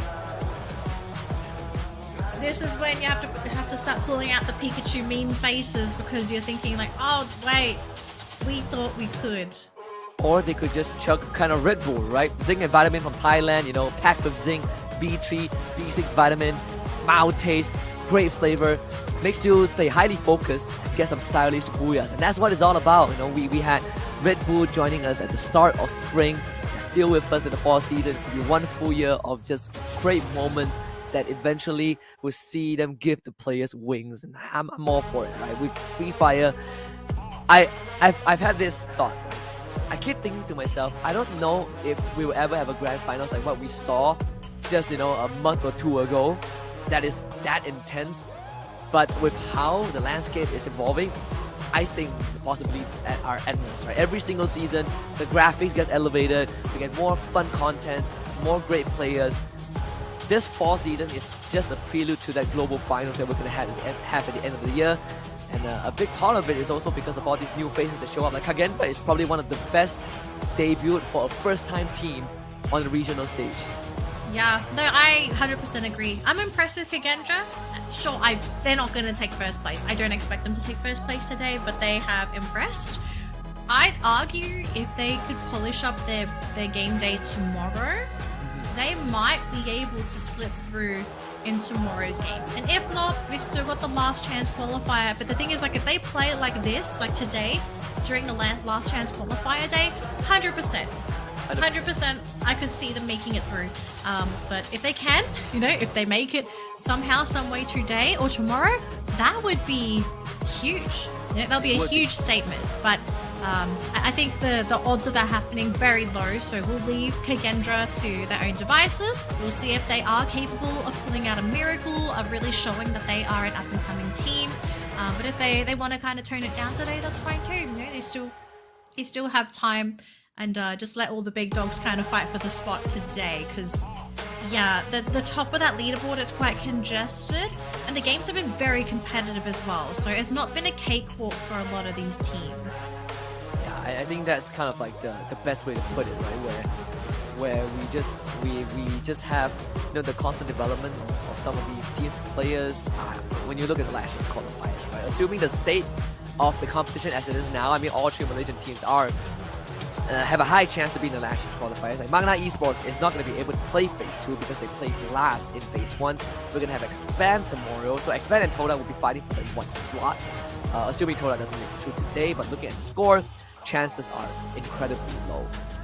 We are going to have a bit of a technical issue, just to make sure that the players are in optimal condition to play the game. Not the players, but the devices, you know, making sure that everything's going right, so we can keep on delivering the highlight reels.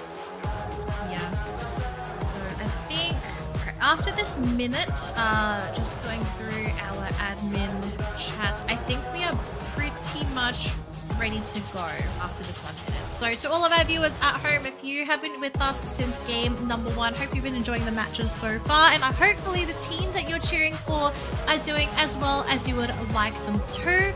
But as we get into game number 5 here, we are going to be flying into Bermuda next. Let us know in the comments, who do you think is going to take our 5th booyah? May we see one of our current top teams take the booyah, or could we have a brand new team secure a booyah for game number 5? We'll find out in just a moment, because Bermuda is just about ready to go.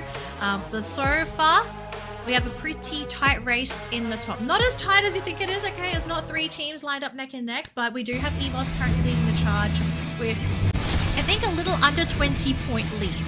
So it's still pretty significant, Husky, but I think it's still definitely within reach for our second and third place teams, which is Onyx, and all of a sudden I have forgotten who was the other team that was in third Heavy. place. WAG? Oh, it's Heavy. Heavy.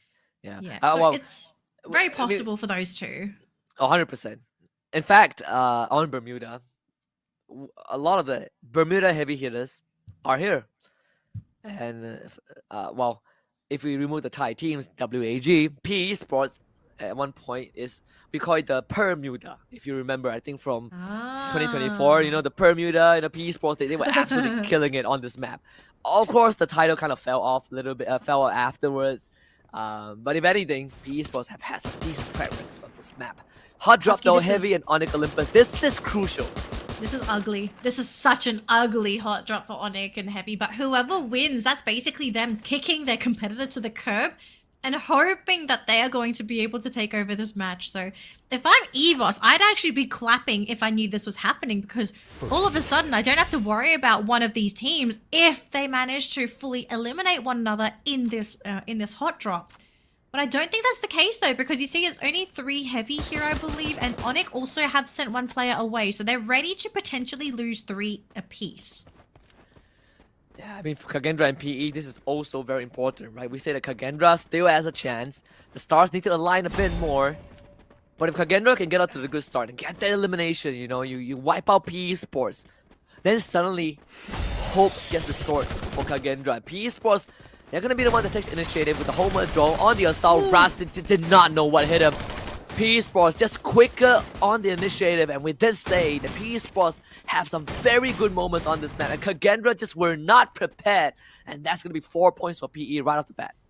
I mean, that's huge too, because they also got rid of their competitor. It was PE Sports and Kagendra neck and neck in their placement. So this is going to set them back so much. I mean, this doesn't mean Kagendra is out. They still have a player, and it's still very early on. If they can find the 3-man revive and they have a much smoother mid-game, then Kagendra can come back. But, I mean, for PE Sports, they're glad, because this pushes them up by so many points.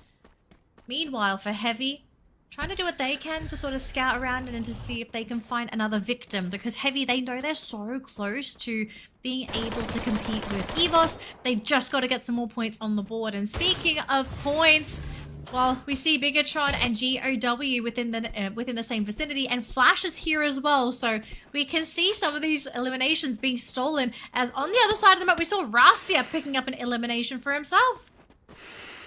Yeah, BTR, they lost 1 person, but it's not too bad just yet, right? These gets revived in the process. GOW now showing up as something straight. BTR pretty separated, right? So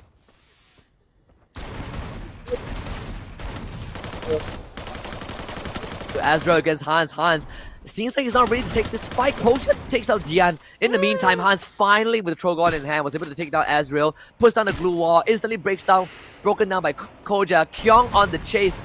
Rip revives Demon, and Azrael gets eliminated as well. BTR against GOW continues to be a bloodbath, as Rip is there as well. Kyung getting tagged from behind, finds Brave, goes for Oscar dash, glue wall blocking them. GOW looking for a decent response, and EVOS also picking off the members of BTR. This is about to get real ugly here, because EVOS, they want to also secure points themselves. So all of a sudden, Bigatron, horribly wounded. GOW as well, being advanced upon by the White Tigers. Kochil playing on the windowsill so far, trying to get anything, and he manages to catch out Rip, who's on the ground. They will finish him off. Hans as well, locked in by Kochil. So that's 4 eliminations total there for EVOS. And, this is the last team to pick up points, but they've got 4 on the board now. WAG now face to face with RQ Kazu. Another important fight, 18 deal, what an opener. As T-Koi out, and GOW removed from the game. It's finding no cigar today. But WAG, they have a chance. T-Koi instantly revived, P90 in hand, has to back off and reset for now. VP in the meantime, exacting revenge on the Todak for the Kalahari round. And VP finally being in sync with their movement and their decision making. 3 down for Todak. Feeling a little bit better, at least for VP fans, to know that they haven't lost their mojo. T-Koi, though, has been caught by Dutz. And Vindel gonna be locked in there by Adam as well. So Torak are out of the running. Tikoi eliminated by Dutz as well. So RRQ eliminating one of their major contenders, but they will be able to pick up their teammate. Please one though. Next one to follow, locked in by 18 Deer. And if you're WAG, you need to get out of here now, because you can see RRQ just wanting to hound them, chase down WAG, get rid of them from the competition, and to make their lives a little bit easier picking up these points today. Yeah, RQ is, I mean, after the Kalahari round, it's such a powerful round, and RQ can feel it, right? Pretty close to having a chance, same as it might be with the current situation. RQ sitting at 35 points. Need 2 miraculous rounds and Evos to really crash out. But aside from that, I think, you know, for WAG to retreat, that gives them a bit of an opening.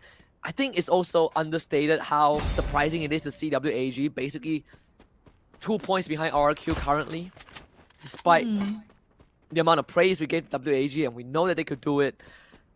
But today is just kind of one of those days where WAG, they have the tools, but they're just not able to win the fight that matters, right? I mean, in a lot of these matchups, I would have put WAG as the winner. If we put them in a clash squad, I would say WAG 9 out of 10 times. But today, doesn't seem like that's the case.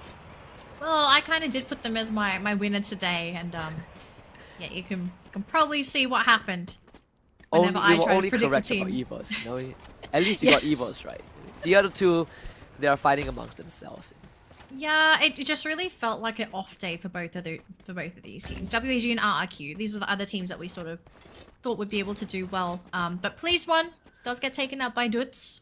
So just a constant push and pull between these two teams. Now WAG are about to have to deal with PE Sports. In the meantime though, Dutz going to be punished though. Putra going to be nailing him on the ground, and that's going to be the second elimination there for Onyx. And P's found Deeks, but they're not enough to do any fatal damage.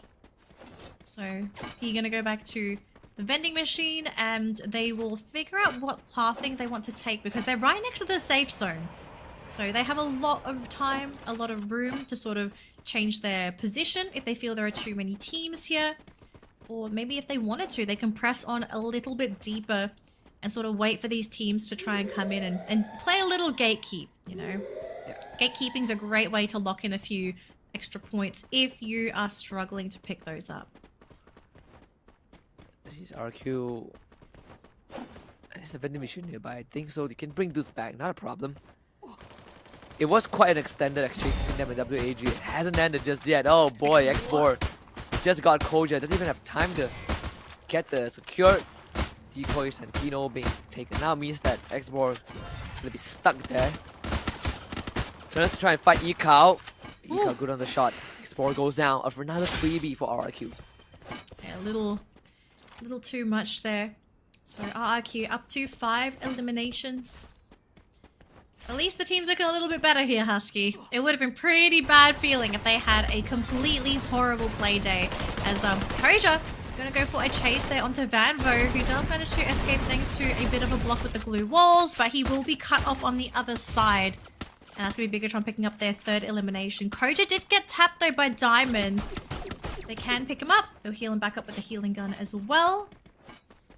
No fatalities, no extra points.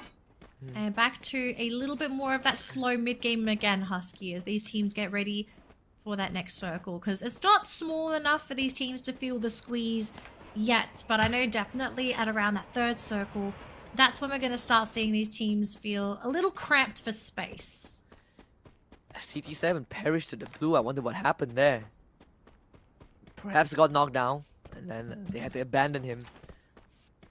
Not a biggie. I think they still have room to bring him back, but that is a major setback for Kagendra. See, all of their Hellbard actually went down, so there's a chance that they were mid-rotation and got caught during the cross. Still, Kagendra in the game. But very lucky that they're still in the game. Incredibly lucky.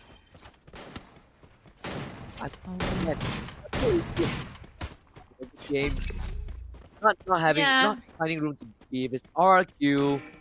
For like a good half of the current game time duration that we have already, and then the constant chain revives and having to do it, and there's just no room for them to realistically stock up and get ready for the end game unless they somehow win the fight and then, go for the loot.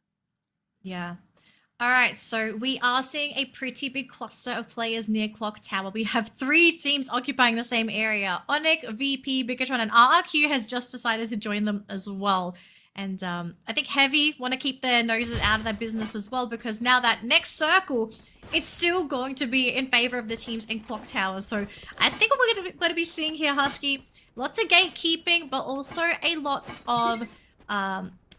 of hiding here, right? Because the teams here, they've already found their compound, their own little space. And the next best thing now is just to make sure nobody disturbs your new little haven. Taking it slow, WAG able to regroup again finally. Stemming Russia, it's Russia and the rest of EVOS on the other side. The initial shot has been fired. I believe that's gonna be from Russia. EVOS not gonna wait. When they're in a good mood, when they realize that the enemy is not putting up resistance, they go hard. Ray is ready. RGS in his hands too. WAG have to pass through EVOS to have a chance to get deeper into the circle with Clock Tower. And we know that RQ is there. In fact, EVOS was like, Alright. does EVOS want to continue? Because I think Ray just saw Team Flash. Yeah, he's This making the looks call. risky. He's like, That's back the out, call. man. Oh, but He's like- Tikui though, look at the Rasya. Classic Rasya, just already incapacitating one of the players. What a And timing too. I mean, it's perfect timing because now they say, okay, so we're going to let those 2 teams fight each other out. They're going to be wounded, and then we will come in and finish the job. So Flash, going to be the first ones to kind of break through. Does get a good shot into Tikui, but not a fatal shot here, though. Now Flash in a really awkward spot, though, because they're in that blue zone. It's still that 3rd circle. And actually, is EVOS looking to invade again? They're getting pretty close. They're still holding their ground. And Yeah. Flash, stuck in that blue zone. They just can't find a way in. Yeah, Russia, he still wants more. Oh! Team Flash out of there. Oh man, I mean, again, Oh. EVOS catching such a timing. Russia willing to tank it. All it takes is one good shot. But this side is not worth it. The blue, pretty painful. Halfway through the game, Russia is like, all right, we're gonna call it off. It's fine. Might run to Team Flash though. Team Flash did make an early move. WAG might be able to pincer EVOS, and this is a chain reaction that EVOS initially set off. And now they face their fears head on. It's Team Flash, but those explosives are making it pretty tough. And with WAG in the conversation, they gotta rethink that move. X4 getting knocked out by RRQ. There's 4 teams in the same fight. Ray needs assistance right now. Vanvo drives in. Wandering Riptide Rhythm, 18 dear with the delivery. And EVOS suddenly finds themselves in an impossible situation. They still have Aim God, but I believe he is the last survivor of the team. And I guess a big mistake made by EVOS, the fact that they left the other 2 teams to fight amongst themselves. The fact that Flash decided to go for the jump into the blue zone, forcing EVOS in a really very scary sandwich. And then, most importantly, RRQ coming out of nowhere, Riptide Rhythm just getting rid of their glue walls. Absolutely devastating. And now this leaves the game wide open for Onyx and Heavy to potentially take over here. 100%. Oh man, EVOS. Everything was right up till that very moment. We did say that RRQ was a Clock Tower. There is a chance of risk. And the worst case scenario happened. WAG and Team Flash breathing a sigh of relief. But if you are Heavy or Onyx right now, the game is now free for all. Unless BTR somehow wipes these 2 teams out right now. And then EVOS would be the one smiling at the very end. If not, then we might see Onyx and Heavy being one of the possible contenders. Okay, so Heavy are going to play alongside the Edge. Bigatron and Onyx, though, they're still within the same compound, but just not feeling confident enough to try and go up against each other. Flash, in the meantime, they're out in the open using the monster truck as cover because what else do they really have? Taking a few pot shots there from RRQ. Duet's trying to find anything. If he can manage to get a drop, that'd be perfect. And they do manage to catch out Death there. So that's going to be one. Although 18 Deer does get clipped and is on the ground. So his teammates should be able to pick him up, but they've got to be super careful. A random Riptide Rhythm could absolutely shred this team, as we have seen multiple times in this round. Hiding behind the natural cover. Now advancing towards VP. And all of a sudden, I think Virtus Pro feeling the heat seeing another team come in, but they get Dutz. That's a big one. Eagle also gonna hit the ground. Oh, Onyx Olympus reaping some of the rewards. ABCD gonna knock down too heavy now, gonna show presence. Message is about to be sent. PE Sports on top of the roof. BTR in the building. This is going to be a bloodbath. ABCD goes out to the blue zone. Heavy from the left. Team Flash is out. Onyx from the right. BTR smack dab in the middle. VP is there as well. This is a house party that no one is invited. It's a squatter situation. Whoever survives gets to claim the entire building. Yeah, I don't even know if you want the building because you see where that circle is going. You know, there's very little space left. But at the moment, again, these teams realizing they have their own little personal havens. They don't really need to do anything. Although Abe not feeling too happy will get taken out. And that's going to be it for RRQ, leaving us with our top 5 teams. 20 players on the field, meaning everybody is still rocking their full rosters. And what's next? Look at this heavy. The advantage that they have. So now they will be the ones to be able to shoot and grab those extra eliminations on teams trying to go towards that next zone. And Bigatron, Koja jumping right behind them. And the dash is not to break through the glue walls. Can't be first one to drop, but Kyung also is going to be hitting the floor. There's down to a 3 versus 3, but look at the top there. Bigatron under fire from Onyx and PE Sports. But VP on the other side of Heavy. And the team is down to 2 players. They have to pick up the third. Otherwise, they're going to be at a huge numbers disadvantage. That the floodgates open. Thankfully, VP played it patient. Imagine if VP joined that fight, Heavy would have been completely toast.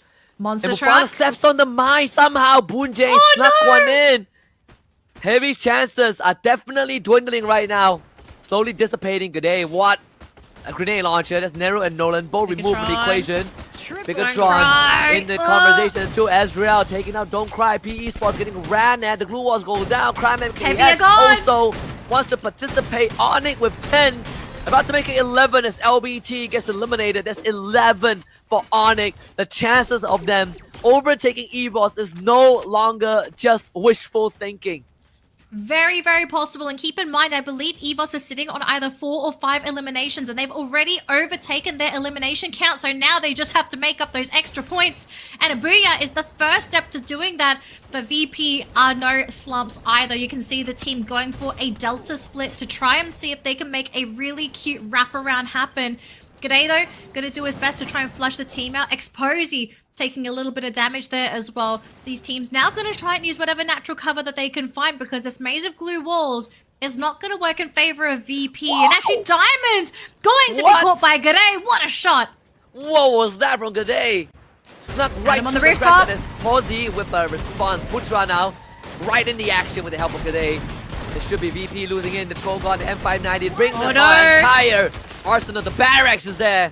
Adam gonna still be around with G'day. VP putting up resistance against Posey. Call to action. Boonjae trying to help Diamond. G'day look at the 5 yes, that glue wall is gonna buy some time. Riptide Rhythm G'day with the corner swing. Takes out Exposy. VP recovers Boonjae. It's him and Diamond. Crime MKS managed to heal up. That's the explosion there. Diamond caught in the middle. Adam able to escape. Riptide Rhythm again. Adam, one last shot. Takes out Diamond. And Onyx Olympus back in it again. The chances have been revived. It's not over just yet, Danny.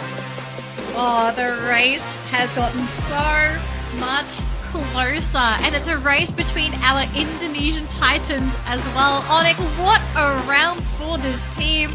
I think the last we saw, I think for the team was, 11 eliminations going into that final round with VP. So that should have bumped them up to at least 15 points. We see 12 on the screen here, so I think we have a better idea of where things are going to go. But that's huge because remember, we needed to have a certain number of points to be able to offset the gap between Onyx and EVOS, and also we needed at least 5 points for the elimination points for EVOS, but we don't remember. Do you remember what were the placement for EVOS before they got eliminated? It wasn't very high. I kind of feel like they finished at around somewhere between 8th to 10th. So they did not get many points. Yeah, I think it's around like 7 or 8. Because it was a slow round for EVOS, you know? Yeah. Again, it looked to be good. We like that whole sequence, right? We saw them wanting to make a move on the WAG. Ray saw the Team Flash are coming in and he's like, guys, we gotta fall back. They fall back. The calls were correct. but it's the rotation when they got caught by Team Flash and WAG out of desperation having to move down the same route and then argue from top tower. This made it infinitely worse for EVOS. It was really an unlucky situation to be in because up to that point, everything was right. Okay. What is right going into this final map? Because this final map is Alpine. And Alpine is not necessarily a map that EVOS is really known for. I don't know, knowing EVOS, I'm gonna call it. I think that it's gonna play it as if it's a normal game. They're gonna play it normally, they're not gonna make much adjustment.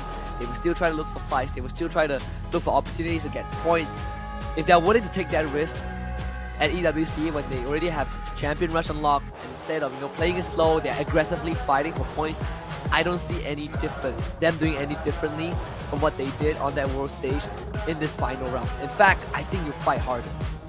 Okay, so here's my scary prediction. Okay, just so you know, folks, I'm not trying to curse anybody. Love EVOS, very, very fun team to watch. But when this team is backed into a corner, and it's not any kind of corner, it's not an EWC corner, it's just a standard corner. What happens with the team is they play slow. Because in their mind, they want to focus more on those placement points and trying to get into that final circle to win. EVOS, I think they might fall to Onyx here because we saw in that round just now, Onyx went into overdrive. I think this team is smelling blood. They're realizing how close they are to being able to take that crown. And I actually think it's going to be Onyx to fight harder than EVOS because this team naturally, in a lot of cases, I feel like is much hungrier than EVOS. I feel like for EVOS, like they're looking at the round and they say like, okay, if we make it, we make it. If we don't, we don't, because we still have our last chance qualifier. But I think in the case of EVOS, this is a team where if you give them an opportunity, they will take it. And just looking at how they are today, I think today's the day that Onyx take it. I can agree. I also feel like, Onyx is a lot hungrier. I think in the circumstances that they are in, if I'm in their shoes, I will be so much hungrier as well, right? With how the past few months have been. Again, they did make some changes coming into this as well. So they brought a good day. Was previously with EVOS when they were playing in EWC 24. Imagine, I can't imagine how good they must be feeling. You see the three of your ex-teammates lift the trophy just a year later when you were with them, in 2024. But I gotta say, Gade, we always thought that he's been a solid player. Maybe EVOS wasn't a fit for him because in this game, Gade stepped up big time. Well, sometimes it's just, it's really a compatibility thing, right? You can put a player in the best team, or at least what is considered the best team in the entire world, but if you don't click, you don't click, right? So just trying to find the right team is so difficult. And I'm glad that Guard is fit so far, or at least a better fit than EVOS. But G'day, he's going to be our MVP for the round here. Husky locking in 5 eliminations, 3,700 damage, 5 knockdowns, and locking in the coda for the team, just providing vision, helping set things up so that the rest of his team can collapse and really just sort of come in and finish the job. So I kind of wonder, G'day, is it time to say G'day for this last map? If G'day is the one that drags them into playoffs, and good on him, man. MVP of this game, 5 elims, 4 assists. And G'day has, he definitely had a period where, he wasn't actively playing, or at least in an active roster. But how with Onyx, maybe this is what Onyx needed. I feel like Onyx last, at Riyadh, spraying that fires with them.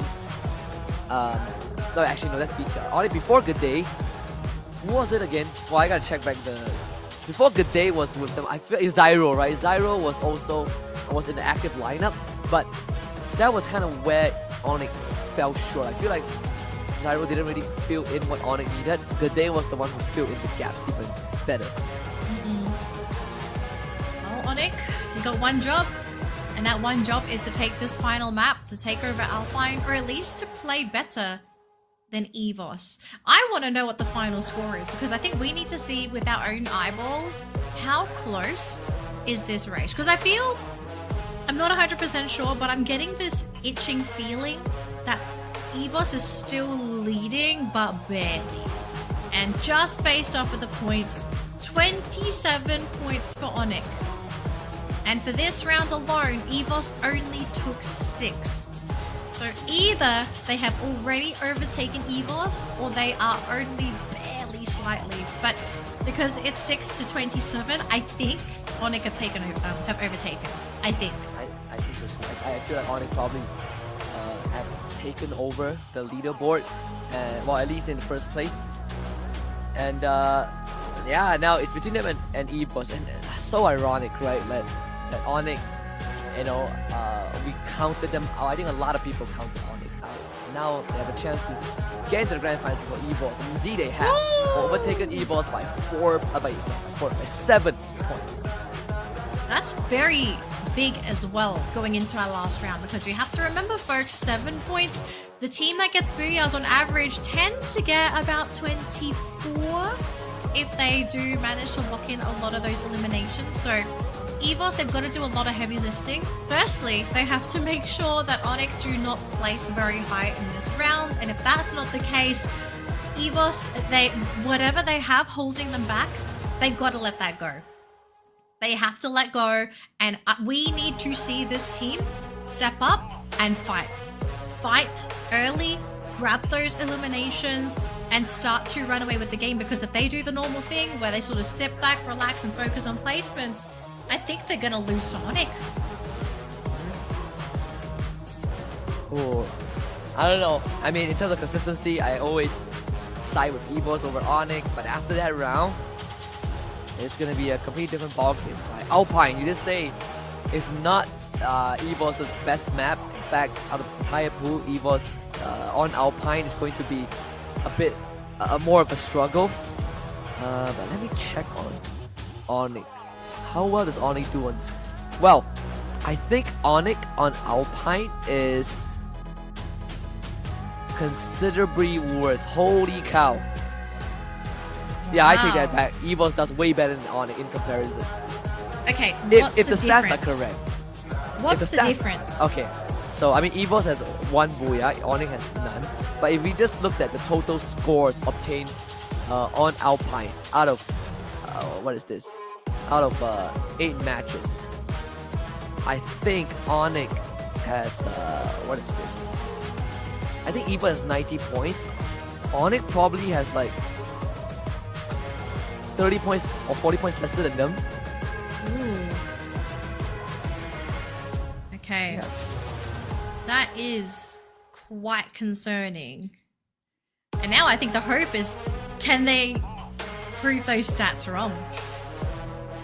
Can they prove the stats wrong? Can they say that those old stats don't matter?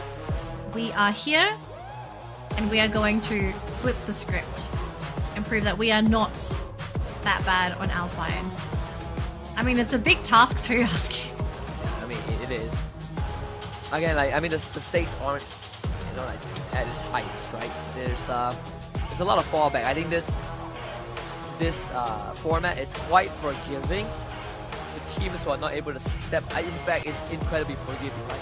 It's like, oh, you didn't perform today. Don't worry, that's tomorrow. Well, you didn't perform tomorrow. That's next week, and then the next week, and then the next week, and then the final week where you still can fight for 6 out of 12 slots. This one is more like a fast pass, a fast lane to the grand finals. You get to rest more and study more. But aside from that, I think even if they don't make it today, they can definitely make it tomorrow, next weekend. Right? I think after today, tomorrow, the team joining the pool would be expanded. That's the last one. Yeah. Okay, so I am just gonna have a quick look. I don't believe we have any substitutions, so we're gonna be finishing our final game with all of our team's current players, including Mr.RIYAZUL for RRQ, and Royale as well, which I think is a very interesting choice. I thought that Mr.RIYAZUL and Royale would be playing for their rosters, but apparently RRQ and Bigotron, they have other plans. Maybe today is like not a hot day for them, right? Sometimes these subs are necessary. I mean, Ezreal has played with BTR even way before Joel came into the team. So sometimes you just need these kind of substitution to kind of reset the mental. You know, you have kind of like your substitute come in. We talk to his teammates a little bit and be like, hey guys, you know, we have a fresh mind.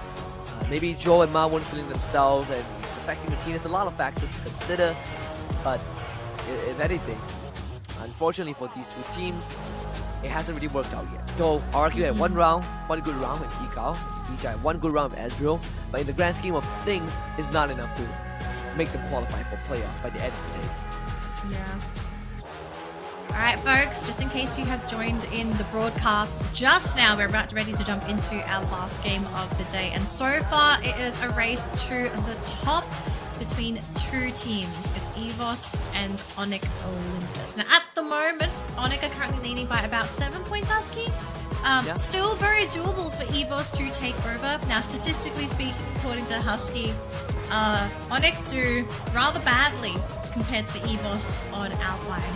But I don't think, in most cases people say stats don't lie, but I do think sometimes the numbers, they don't really tell the true story of what could potentially happen on the map. But especially that this is the last game of the day.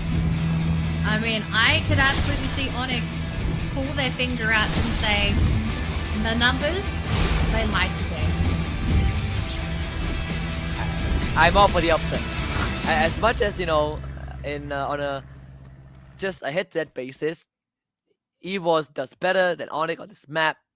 But, well, looking at, in the grand scheme of things, a third party happens, EVOS gets taken out by a third party, then Onyx has a chance. That's sort of what happened in a previous game where Onyx didn't really have to get too active, you know. Them and Heavy, they only really have to participate more as the circle shrinks, and then we get like 6 teams in one compound. But prior to that, they were a lot more dormant compared to EVOS, who ended up having to make some rotations that put them in very compromising positions. Only going to Ocean View right off the bat, completely uncontested too. So already a decent start. Yeah, I think this is a really nice start for them that they don't have to worry about a potential third party. We did see a couple of teams throw out a couple of their players for little scouting missions, but so far we haven't seen any names hit the score line yet. So no points for anybody yet, just a lot of scouting, a lot of looking around, a lot of looting, especially for RRQ, and already we have a bounty set on Abe. Right off the bat too. Putting some pressure onto RQ. Kyung, what a ballsy move to just take that position. Obviously in the early game, as long as you don't get your head sniped off, then you're gonna be fine. But Kyung is calling in his teammates too. They want to bring it to Team Flash. Wow, very aggressive play coming in from Bigatron. I mean, this team doesn't really have a lot to lose, right? So if you want to practice playing aggressive, this is the best place and the best time to do it. So I hope Flash is ready for this, because Bigatron, they mean business. And a couple of pot shots coming in from the back. They don't finish them off though, but Kyung, Riptide Rhythm gets rid of those glue walls, and he's going to be the first one to go down against Flash. Yeah, I'm not really sure what the plan was for BTR. It is a risk regardless. You know, calling in your backup like that in a 2v4. BTR might live to regret that choice. You see the health bars are actually going down too. And yeah, that's not the start you want. Kojak gets the revive, sure, but you just gave 3 points away to Team Flash. Yeah. Really great start for Flash here. Now, although this team is not in the running for first place at all, you know, it's good to finish strong. Every elimination that goes to any team that is not in the top 3, even top 4, I suppose, or if you want to include Bigatron as well, it makes it much more difficult for these teams that are further away from that first place to potentially go for a last-second swipe, which is what Onyx and EVOS want. They don't want eliminations going to teams that are not them. And we can see Kage here. Raz already on the ground. A little bit of CQC happening as well. But Traps is the next one to go down thanks to Raph, who locks him in. Raph will be hitting the ground as well. The CT7 gonna follow, and that's gonna be it. Kagendra, 12th place, eliminated thanks to Todak. Oh boy, what a way to end the day. I mean, Kagendra, they don't have a choice anyways after round 4, but still. Todak. It's always weird that they spring to life at the very end. WAG also in a bit of their firefight with PE Sports. Both, I mean, they will only have a chance if Onyx gets like full house wipe. And they are engaging in the fight as well. Let's see if WAG can deal with PE Sports. Around the corner, Vanville goes. T-Koi knocked down first. GOW in 11. Wiped out. Oh, EVOS are coming. They hear the gunfights and, well, PE, I hope they're ready for round number 2 because it's the White Tigers and X4's keeping the dream alive here for WAG. But EVOS, knowing their current position, they are going to try and look for as many eliminations as possible. They catch X4, so WAG are out. And unfortunately for the White Tigers, they haven't picked up anything else yet. Ray is spotting for the team, though, has sight of PE Sports in the building. Now, the question for EVOS is, do they want to risk it? This is very early. And Ray, he's thinking about it. He's playing around the windowsill, but also hesitating because they don't want to really go into a compound if a glue wall is up. It's finally down. Ray's on the top. We have a monster truck being summoned as well. Jonah's going to be hiding there too. Coach Shield going to be starting the fight, but unfortunately he's going to go down. Aim God dropping very low for EVOS. Will be hitting the ground as well. And maybe EVOS have taken a little bit more than they can chew. Rasia is still standing by LBT.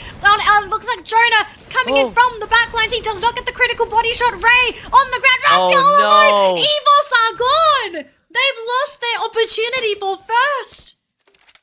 You know who else can take that spot? PE Sports. But Onyx has to go. Onyx has to go soon. If Onyx makes it... Hold on. And they're right there. They're we only right have there as 7 well. teams left. If Onyx makes it to top 5, I think PE Sports loses that chance. I can't believe we've lost like 5 teams already. The numbers are going up so quick. Onyx needs to go next. Onyx need to go next, and they have to stop. They have to stop taking eliminations too. Onyx need to stop grabbing eliminations. Which look at what's happening here. We've gotten more elims for Onyx. They get the Zom, pushing them up to 6 points as well. So Onyx, if they keep eating this lobby, I don't think it matters what PE Sports does. PE Sports can't afford to have Onyx match them in those elimination points, and they're losing teams to even eat. Who are you gonna feed on? I mean, you can get lucky that if Onyx gets knocked down now, or they run into Onyx and they take out Onyx. That's their best shot. But it will all be for naught if they don't get the booyah. That's another condition that PE Sport needs to be able to fulfill. And Onyx, back literally at the 11th hour, they pull it off.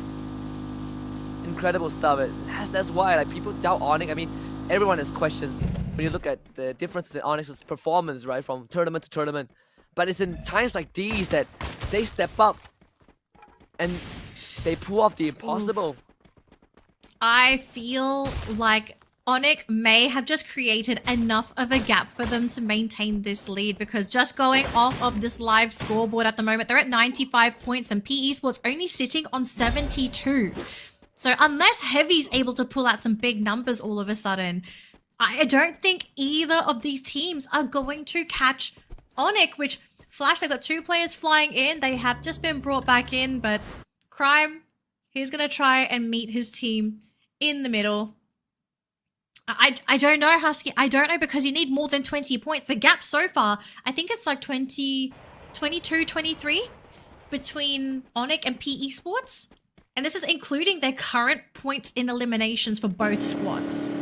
Yeah, as much as I want to be optimistic, it seems pretty bleak right now. They still gotta try, who knows? We've seen miracles happen time and time again. This could be one of them. It might come down to a tiebreaker in Booyahs, and suddenly we might look at total eliminations too, right? PE Sports with a monster truck, they might get a freebie here as Don't Cry getting chased down. Must be scary. What was it? They all get that. I swear, if Don't Cry gets away. Okay, he doesn't. Alright, back on the monster truck. Let's go. Don't leave Nero behind. Come on. Just leaving Nero. I think is necessary. If someone else snipes Don't Cry, though, that would be pretty devastating. I don't think there's anyone nearby, though. So this should be a guaranteed point for PE. This is just how dedicated the team is to finding anything. If they see somebody move, they see anything move, the entire team, all 4 players, just decide to go. but they're only on 7 eliminations. I think Onyx was sitting on 8 or 9. I think last time we checked them, so they're still leading in points. Yeah. They basically nullify the eliminations Yeah, there's that 8. PE Sports have, right? And that's a big problem, like you said. We're running out of bodies to drop too. And I believe that Onyx isn't even remotely close to PE Sports. Okay, going off of these points alone, Onyx need to go. All 4 points need to go to PE Sports now. And then I think PE Sports has to eliminate almost the entire lobby on their own if they want to potentially take that first place away. The issue is I think PE are struggling to even find players. It might be because everyone else is on the other side of the map and PE are just not nearby. So the fact that everyone's so far away, this is creating a lot of space and time for these other players to accidentally run into one another and thus removing those points from PE or those potential points from PE. So as the circle gets smaller and smaller, it will be easier to look for those eliminations, but time is ticking for PE Sports. They gotta get rid of Onyx, or somebody's gotta get rid of Onyx now. Right now. Yeah, it has to happen right now. It's gonna be a tense moment. RRQ right in the center too. At least of Sunside. VP from the north. See Heavy approaching Toda. Look at that. PE Sport nowhere near Onyx. And if Onyx runs to the Heavy and wins that fight, they're going straight to playoffs, to grand finals. Oh, Onyx. Onyx. Look at this team sandwich. 4 teams are about to have 5 as VP. Thinking of invading RRQ, and there's the circle, so it's going to be right on top of the majority of the lobby, and PE so far away. But thankfully, no major fight has broken out yet, so all of those heads still ready for PE's taking, but they gotta be quick. We've got a little fight happening here, and all of a sudden, Dutz is the one to take a lot of that damage there. RRQ gotta do their best to hang in there. They do not want to lose to VP if possible. They're just hanging on to their zone at the moment. Ekal holding down that front line, but Diamond's managed to find him. They're going to be okay though for RRQ. Diamond's still trying to break through, but he just can't find the fatal shot. I think Onyx might have gotten more than enough points, right? We saw Onyx getting a couple of eliminations early on too. Ekal, no one's coming to save him. Sadly, 18D and Nabai are trying. They break the glue walls, but VP is holding the ground strong, and retirement from Dudes. But Diamond able to disengage. Nameless also dips into the blue, but the Cassie keeping him healthy. Abai and 18D is looking for him and Exposy, making sure that he is not easily accessible. Nameless still gets knocked down, but Abai instantly traded back by Exposy from almost point blank, and Exposy delivers back-to-back shots. And just left to clutch this out. And Exposy with the finisher. RRQ out. RRQ out, and I think luckily for VP, they still managed to retain most of their roster. They are just down 1 player though, and Heavy down to their last player too. This lobby is getting ridiculously small. And Onyx on 12 eliminations. I feel like this might have just been the nail in the coffin, Husky. PE Sports at 8 points. They can't outgun Onyx. Yeah, I think it's set in stone. I think that's it. Onyx are guaranteed grand finals, no matter what PE Sport does at this point. They have a maximum of 16 bodies. That's they not get enough. 16 points. That's not enough. Even with Booyah, it's not enough. All right, let's see who grabs that final booyah. I think if anything, PE would appreciate at least getting that booyah for themselves. Yeah, they probably know at this point they do not have a chance at getting first place, or at least they don't know that yet because they don't realize how bloodthirsty Onyx has been today. Sitting on 12 eliminations, but you can see Onyx, they want to finish with a bang as well, but Putra has been caught by Jonah. And all of a sudden, Onyx, they're getting shredded. It's only Adam left. Even then, Onyx has already done all of the work. So, it's just some formalities. Oh, somehow gets a revive back. with Crime. 13 minutes into a CVP. This is one of the few times where they actually get to the late game. ABCD changes that. Nameless will have to pick back up. Exposed the Zom. Finds that knock. And it's safe to say that the VP are not long for this world. Not long for this world, and those points are not going into PE's pockets. They're going into VP's pockets if they do land those final shots. Oh man, this circle is looking ridiculously tiny. Onyx, they did bring one more player back in. I think it was Crime MKS that's coming back in. As Noki just kind of sitting there for Todak. VP flying into the other side. So now all of a sudden it's Onyx and Todak sandwiched in between Flash and P. Out in the open. Okay. Oh, gotta go right into VP. Oh no! Oh no! Oh no, the animations! And that's gonna cost 2 of their members. Diamond right in their face. That's a grenade. Okay, that one pretty wide, but again, Nameless and Diamond somehow VP recovered from what seemed to be the end of the round for them. 13 eliminations. LBT trying to get to safety. Diamond's gonna run him down. Team wipeout 14 for VP. There goes PE. And I think that seals the deal. Seals the deal for Onyx fans, as they have practically locked in their spot in first place on Alpine of all maps. This was the map that Evos was supposed to be able to take, but the team just fell short far too soon. He just say that. Just, okay, hold on. And that's a nade and death. Todak getting wiped out too. Some response. Team Flash wanting to siege this building. Onyx somehow still have survivors around though. They're waiting.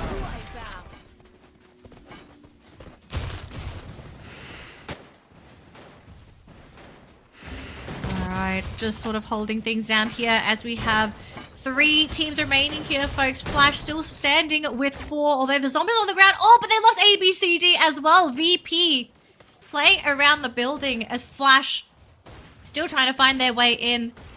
And Diamond is on the floor. They do have Nameless there to try and pick him up, but he's a little bit scared to do so. But thankfully, he did get a little bit... He just had enough time to pick up Diamond. So we're now back to 3 players on the side of VP. But Flash, they really want these points. They really want this booyah. And VP, they don't want to give it to them, but they're going to rush in anyway. And doesn't really matter though. Shin buying so much time, but he does lose all of his glue walls. ABCD trying to finish off Exposy because the VP grouped up as a team, doing such a good job. Nameless does get picked up. ABCD getting Exposy, and they're going to be able to lock in all of VP. And it's actually Good A that was brought back into the game here for Onyx, standing at the very top here.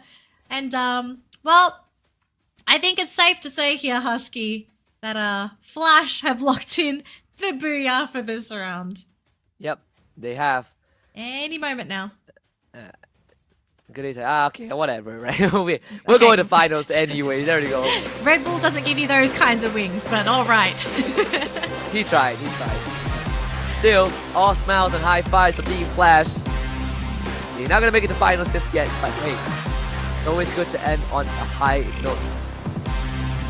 I think it's going to be something that reinforces them in tomorrow's games, especially when we jump into Alpine, right? Like, okay, yeah, you didn't get booyahs on any of the other maps, but at least you know that you still got it, especially on Alpine. So I think if I'm Flash, I would be praying for Alpine to be either map number 1 or 2. So at least you can sort of play it back, get back onto a map that you're confident with, and sort of see how things go from there, because they played it really well, honestly. They played Alpine really well, very clean. Their positioning was always really good, actually. They played really well with how few natural pieces of cover that they actually had access to. It was a very open circle. Even previously, I think like since 2023, Flash, Team Flash on Alpine has always been a pretty solid team overall. I mean, when you put the heavy hitters in, then it kind of makes Team Flash look like they struggle a lot of times, but they are actually not half bad on Alpine. And this is one of those few rounds. Again, like even Team Flash back then, they were the ones, just like RRQ for Indonesia, Team Flash were the one that set the standards for Free Fire for Vietnam. Right? They even became Hua Esports for a while before becoming Team Flash again. So some of these players have been there since the beginning. I think Team Flash is, even though they are struggling to, catch up to a lot of the other Vietnamese counterparts, these good rounds still showcase the quality that they have. Yeah. So, I mean, today's done. We have found our winner, although you guys might be wondering, how do you know that you found your winner? Just a little bit of mental maths for us thankfully goes a long way, and just based off of what we have seen from our top two teams, which was EVOS and Onyx, just based off of those points, and even PE, because PE was this next team in running after EVOS.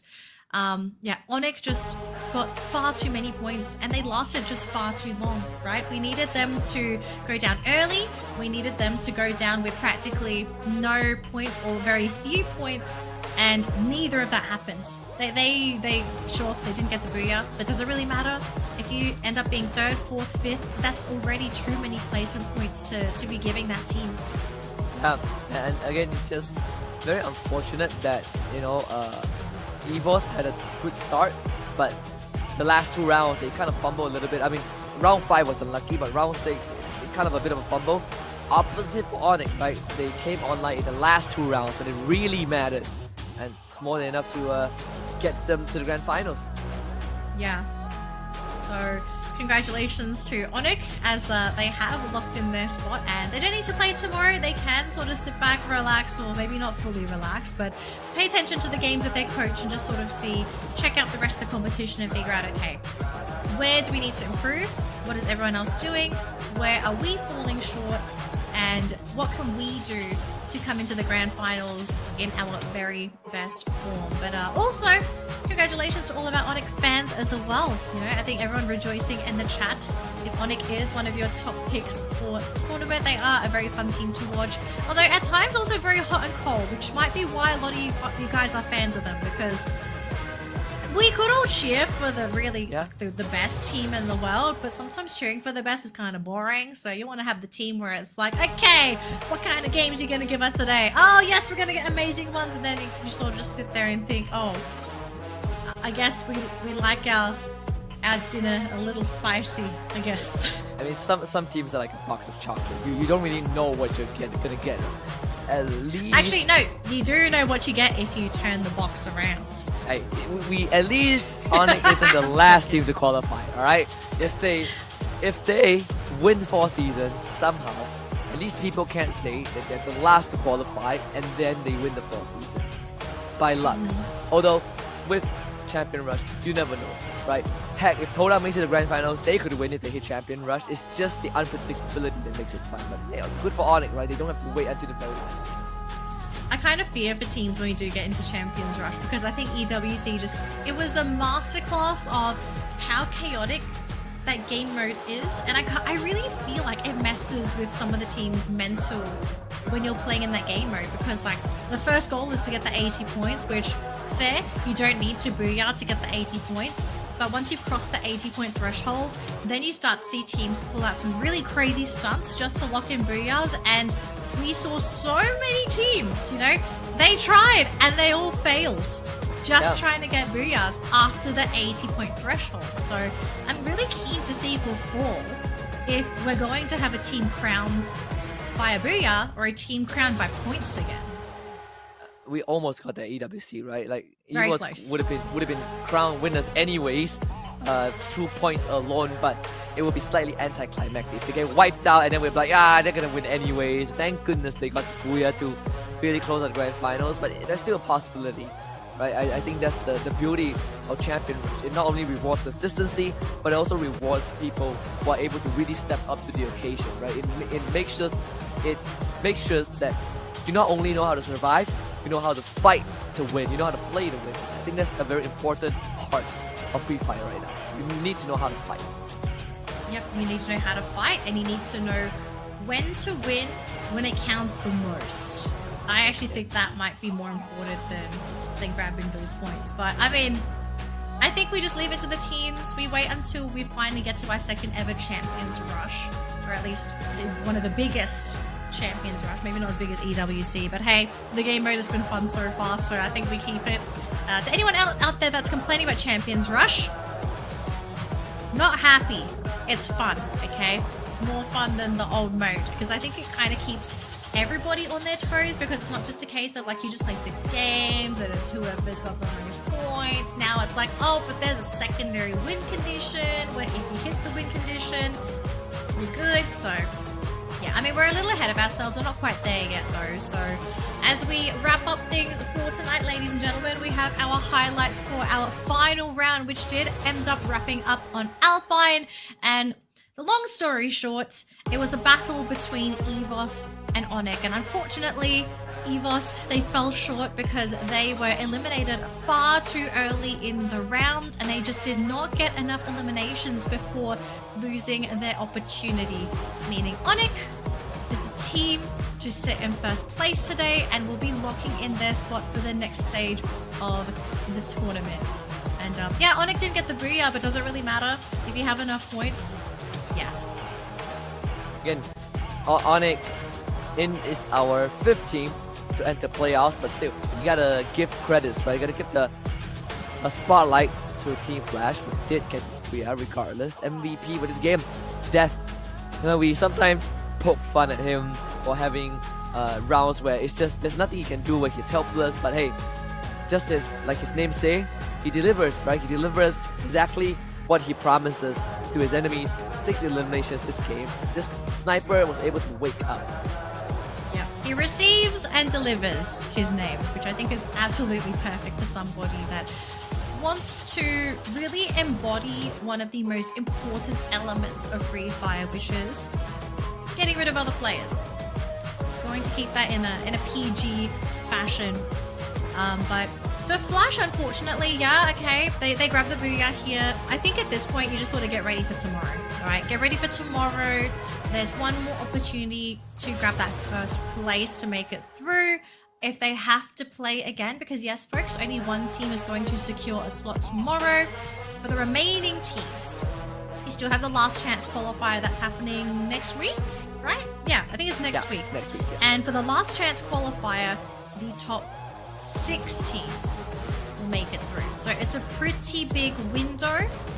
But again, with every competition, like yes, okay, there's 6 spots, but you are still at risk of not making top 6 if you don't perform well enough, or in many cases, if your team gets a little overconfident and you're not hungry enough to play hard for that scoreline. We've seen teams fall short because they thought they would automatically qualify, but they didn't. And I think that's the most important thing, right? It's the hunger to win, the drive to win. And there's always this saying of like, do you play to win or do you play to not? And I think playing to win is always kind of the way to go, especially when the stakes are high. Even I think for EVOS, I hardly remember seeing them play like ultra safe. But again, aggression does come with its own risk, and that's sort of what happened. I think EVOS just really dropped the ball in this game. Yeah. Do you think it was maybe just the stress of them knowing that they were like it's a so close yet so far moment? Because okay, hear me out. If we had the roles flipped and let's say it was Onyx that was behind by 7 and EVOS were the ones ahead, do you think EVOS would have still dropped the ball? Oh, I mean, I would like to say no, but we know that that's not true. There are going to be situations where some teams just not have a good day. They make too many mistakes, or they're not feeling it, and then they start slipping, right? And they don't recover from it. And it is going to be a thing for I think the rest of the tournament. I just hope that if it does happen, the team gets to recover. Right, because right now we see a lot of teams, they sort of spiral and they never kind of found they don't find it themselves, they don't rally, right? Sometimes a substitute also doesn't do the job, but you could see more and more teams are able to really recover from a poor start, like Onyx, EVOS, or maybe not EVOS in this case because it was the last 2 rounds, but Onyx kind of did. We see like Team Flash as well, right? They were not even in top 3 at the start of the first 3 rounds, and yet they're able to make it there. Good on Heavy and PEs was to keep it together, right? They still finished top 5 at the end of this. Yeah, because I think the reason why I mainly brought up that point for EVOS is I noticed for EVOS, they do much better when they are ahead, when they're not the ones chasing the competition. Because when the team chases, yes, there are times when they can successfully chase and they do it extremely well, but it's very flip-floppy because sometimes they are so desperate to chase that they would play incredibly recklessly, which at times you have to play reckless if you're going to have a chance of being able to either close the gap or also beat a team. But it also just kind of shows that EVOS, as great as a team that they are, they're not perfect. They absolutely drop the ball, they can make mistakes, they can overcalculate, they can undercalculate, but they suffer a lot from stress if they are not the ones being chased. I think like EVOS just again for even in the halftime interview, right, Russia did say that they feel like they're 70% confident and ready. The other 30% is prayers, so you don't have full control over like Battle Royale. There's always going to be like a few rounds where the circle just does not like you, like a third party. But at the end of the day, majority of the game is still something that is very malleable. And that's why reading the circle and taking the right fights is very important. I think for EVOS, not a big deal. They can do it tomorrow or they can do it next weekend. But Grand Finals is definitely going to be a possibility for them. Yeah. Well, what is possible is we are going to be getting an interview here with Onyx, a very much well-deserved one because they worked hard. Let's see what Onyx have to say after securing their spot in the tournament. All right, casters, survivors, welcome back to Indonesia's interview session, and I'm super proud because I'm standing here today because not only Onyx, I meant, success on and moving on to the next stage, they also managed to be the team of the day with the highest achieving points. I'm here with Putra. Hello, Putra. So how does it feel to be the first Indonesian team to make sure that you guys went into the Grand Finals? Gimana rasanya jadi tim Indonesia pertama yang memastikan langkah ke Grand Final? Yang terutama senang sih karena saya juga baru pertama kali di panggung saya dan bisa mencapai apa yang saya mau. Aww, so he's very ecstatic, very happy because it's actually Putra's very first time in the Southeast Asia stage. This is such an experience for him, and of course we're all very proud of Onyx. Seeing how Onyx performed today, time to time again, you guys have proven that Onyx can really perform under pressure. What's the secret on that? Kalau kita lihat Onyx tuh selalu berhasil ya dari waktu ke waktu membuktikan bahwa under pressure kalian justru bisa perform lebih baik. Apa sih rahasianya? Mungkin rahasianya ya dari kekompakan, kesolidan atau apa? Chemistry satu sama lain, saling ngingetin. So chemistry really is the key to success when it comes to Onyx and the way that they play. They really try to do their best by having the commitment, I think ya, sepertinya komitmen kalian juga untuk bisa perform semaksimal mungkin. Itulah yang kemudian mengantarkan kalian pada kesuksesan kalau dihadapkan dengan situasi sulit. Okay, so yeah, the commitment to do well when it comes to being under pressure is the key to success that Onyx has. Okay, moving on to the next interview. As we all know, we always have challenge of the day, and today's challenge are won by Onyx because you guys have the team of the day and the highest achieving points. So you have to choose one team that will be on the receiving end of the punishment. Who would that team be? Kalian karena berhasil menang dengan torehan poin terbanyak dan juga jadi tim of the day hari ini harus memilih satu tim yang sayangnya harus menerima hukuman juga nih dari kalian. Siapakah tim itu? Kayaknya sudah ada bocorannya ya, udah kelihatan tadi itu. Siapa? Bigatron by Vitality. So Bigatron by Vitality would be the one to receive the punishment, and of course they're here with us today. Hello BTR. Hello. Okay, can I ask you another question? Putra, can you scoot over? Okay. Can I ask you something? Why did you pick BTR to receive the punishment? Kenapa pilih BTR? Kenapa pilih dari sesama tim Indonesia? Why did you pick another Indonesian team? Karena si Kojanya lucu. Because he thinks Koja is funny, and yeah, that is all? Cuma itu doang? Yeah. Just because Koja is a funny person. Okay, let's move on to Koja. Yeah. Gimana Alright, Nza? survivors, BTR it's kan Husky sebenarnya nggak and jelek-jelek Danny. We banget are back. performance-nya hari We're ini. gonna be Cuma watching this with sayangnya you guys. dipilih untuk I menerima can't believe they punishment. trick coaches Gimana because perasaannya? it's Tapi bentar, aku translate dulu. Sabar aja ya. Okay, so BTR did not perform bad today, but they have to wear the unfortunately you loser guys have headband. been chosen to receive the staring at it for punishment quite a while, from and today's I was like, challenge. hold on. How do you feel about that? You're wondering where it forgot. was. It's Ya there. kita Ya, terima lah it's kekalahan ini kan. Bukan kalah Honestly, sih, Bigger cuman Tron is Bukan smart kalah. because ya they emang have belum to hari bring kita it with aja. their hit. Tapi inget aja buat tahun ini kita dendam itu aja. I mean, So they're not it's all seeing this like- as a it's all defeat, like but fun more and like games, right? unlucky Bigger day Tron because, today, they came like I close. said They have some before, pretty close BTR rounds, did but not perform definitely poorly today, Onyx, and they're again, coming for stepped up Onyx, when it so just mattered be at the ready, very end. Onyx. So, But anyway, a challenge is a it's not a big challenge, deal and for in the Bigger name Tron of to admit that, sportsmanship, hey, we still have to do the we didn't punishment. do our best today. We are Okay, the I'm pretty losers. sure that you guys there's know plenty what of you guys have to chances to go down do. the So road. we have some emoticons, some emojis that you guys have to emote. While you also have to say, I receive the punishment from Onyx team. Okay? Yes, Are you guys yes. ready? Okay. Yes. I'm gonna show you guys the emojis. Okay, so you guys can see the emojis on the screen right there. I don't know Jadi what kita you're akan gonna do langsung for mulai the aja cat. punishment-nya. Jadi punishment-nya kalian harus bilang saya terima kekalahan ini dan saya terima The whiskers. hukuman ini dari Onyx sambil menerukan emoji yang ada di bawah ini. Oke? Actually, no. I think Okay. the Ready? sneeze one Hey. is Okay, do you What wanna do do they the do? countdown? Sneeze Kamu into yang hitung their 3, 2, shirts? 1. Silakan. 3, 2, 1. They have- oh, Saya some of kita them. terima kekalahan ini ya. Saya terima kekalahan ini. Dari tim Onyx bilang dong. Dari tim Onyx. Saya terima kekalahan ini dari tim Onyx. Oke. The Where's next one. cheers? Kucing. Gimana? terima kekalahan tangannya miau dong. tim Onyx. He just said, I'm a cat. Kasim.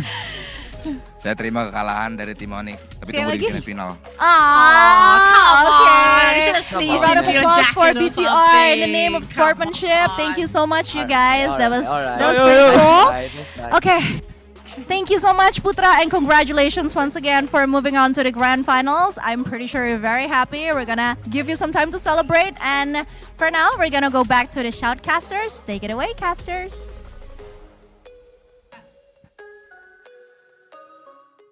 Okay, so I'm just gonna rate the emoji reactions. All right. 5 out of 10. Like some of them were acceptable, but then there were others I'm like bombastic side eye. You could have put a little more effort. Although I thought it was kind of funny when it's just like I'm a cat. Meow. Yeah, that was pretty smart. That was actually pretty smart. Actually, I expected more, but hey, I mean, they had fun. Yeah. Well, ladies and gentlemen, I do believe that is it for the broadcast this evening. So thank you so much for tuning into day 5, week 5, day 1.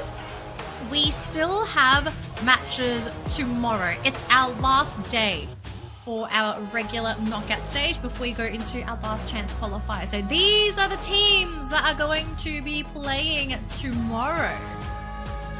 That's going to be incredibly interesting. We say that Expand is going to join the roster, and there they are, right? With Onyx Olympus out of the picture, it's going to be even more scary. Again, the 5 teams that have made it to grand finals, we got Twisted Minds, Falcons, AJL, Buriram United Esports, and Onyx Olympus. So 4 Thai teams, 1 Indonesian team. We'll see if the VP can make up the full Thai team squad that qualifies directly to grand finals. Of course, the remaining last slot will be the top 6 teams in the week 6 total standing, which will be our last chance qualifiers. Yep, and that's going to be happening next week, folks. So if you are looking forward to some more Free Fire, firstly, come back tomorrow because it's our last day of knockouts. But we still have more happening next week as well, not just with Battle Royale, but also with Clash Squads. So yeah, we still got plenty of Free Fire for you guys this week and next week. But as always, thank you for watching the broadcast. I'm Danielle. He is Husky. I'm Husky. We're your casters for today, and we'll see you all next time, survivors.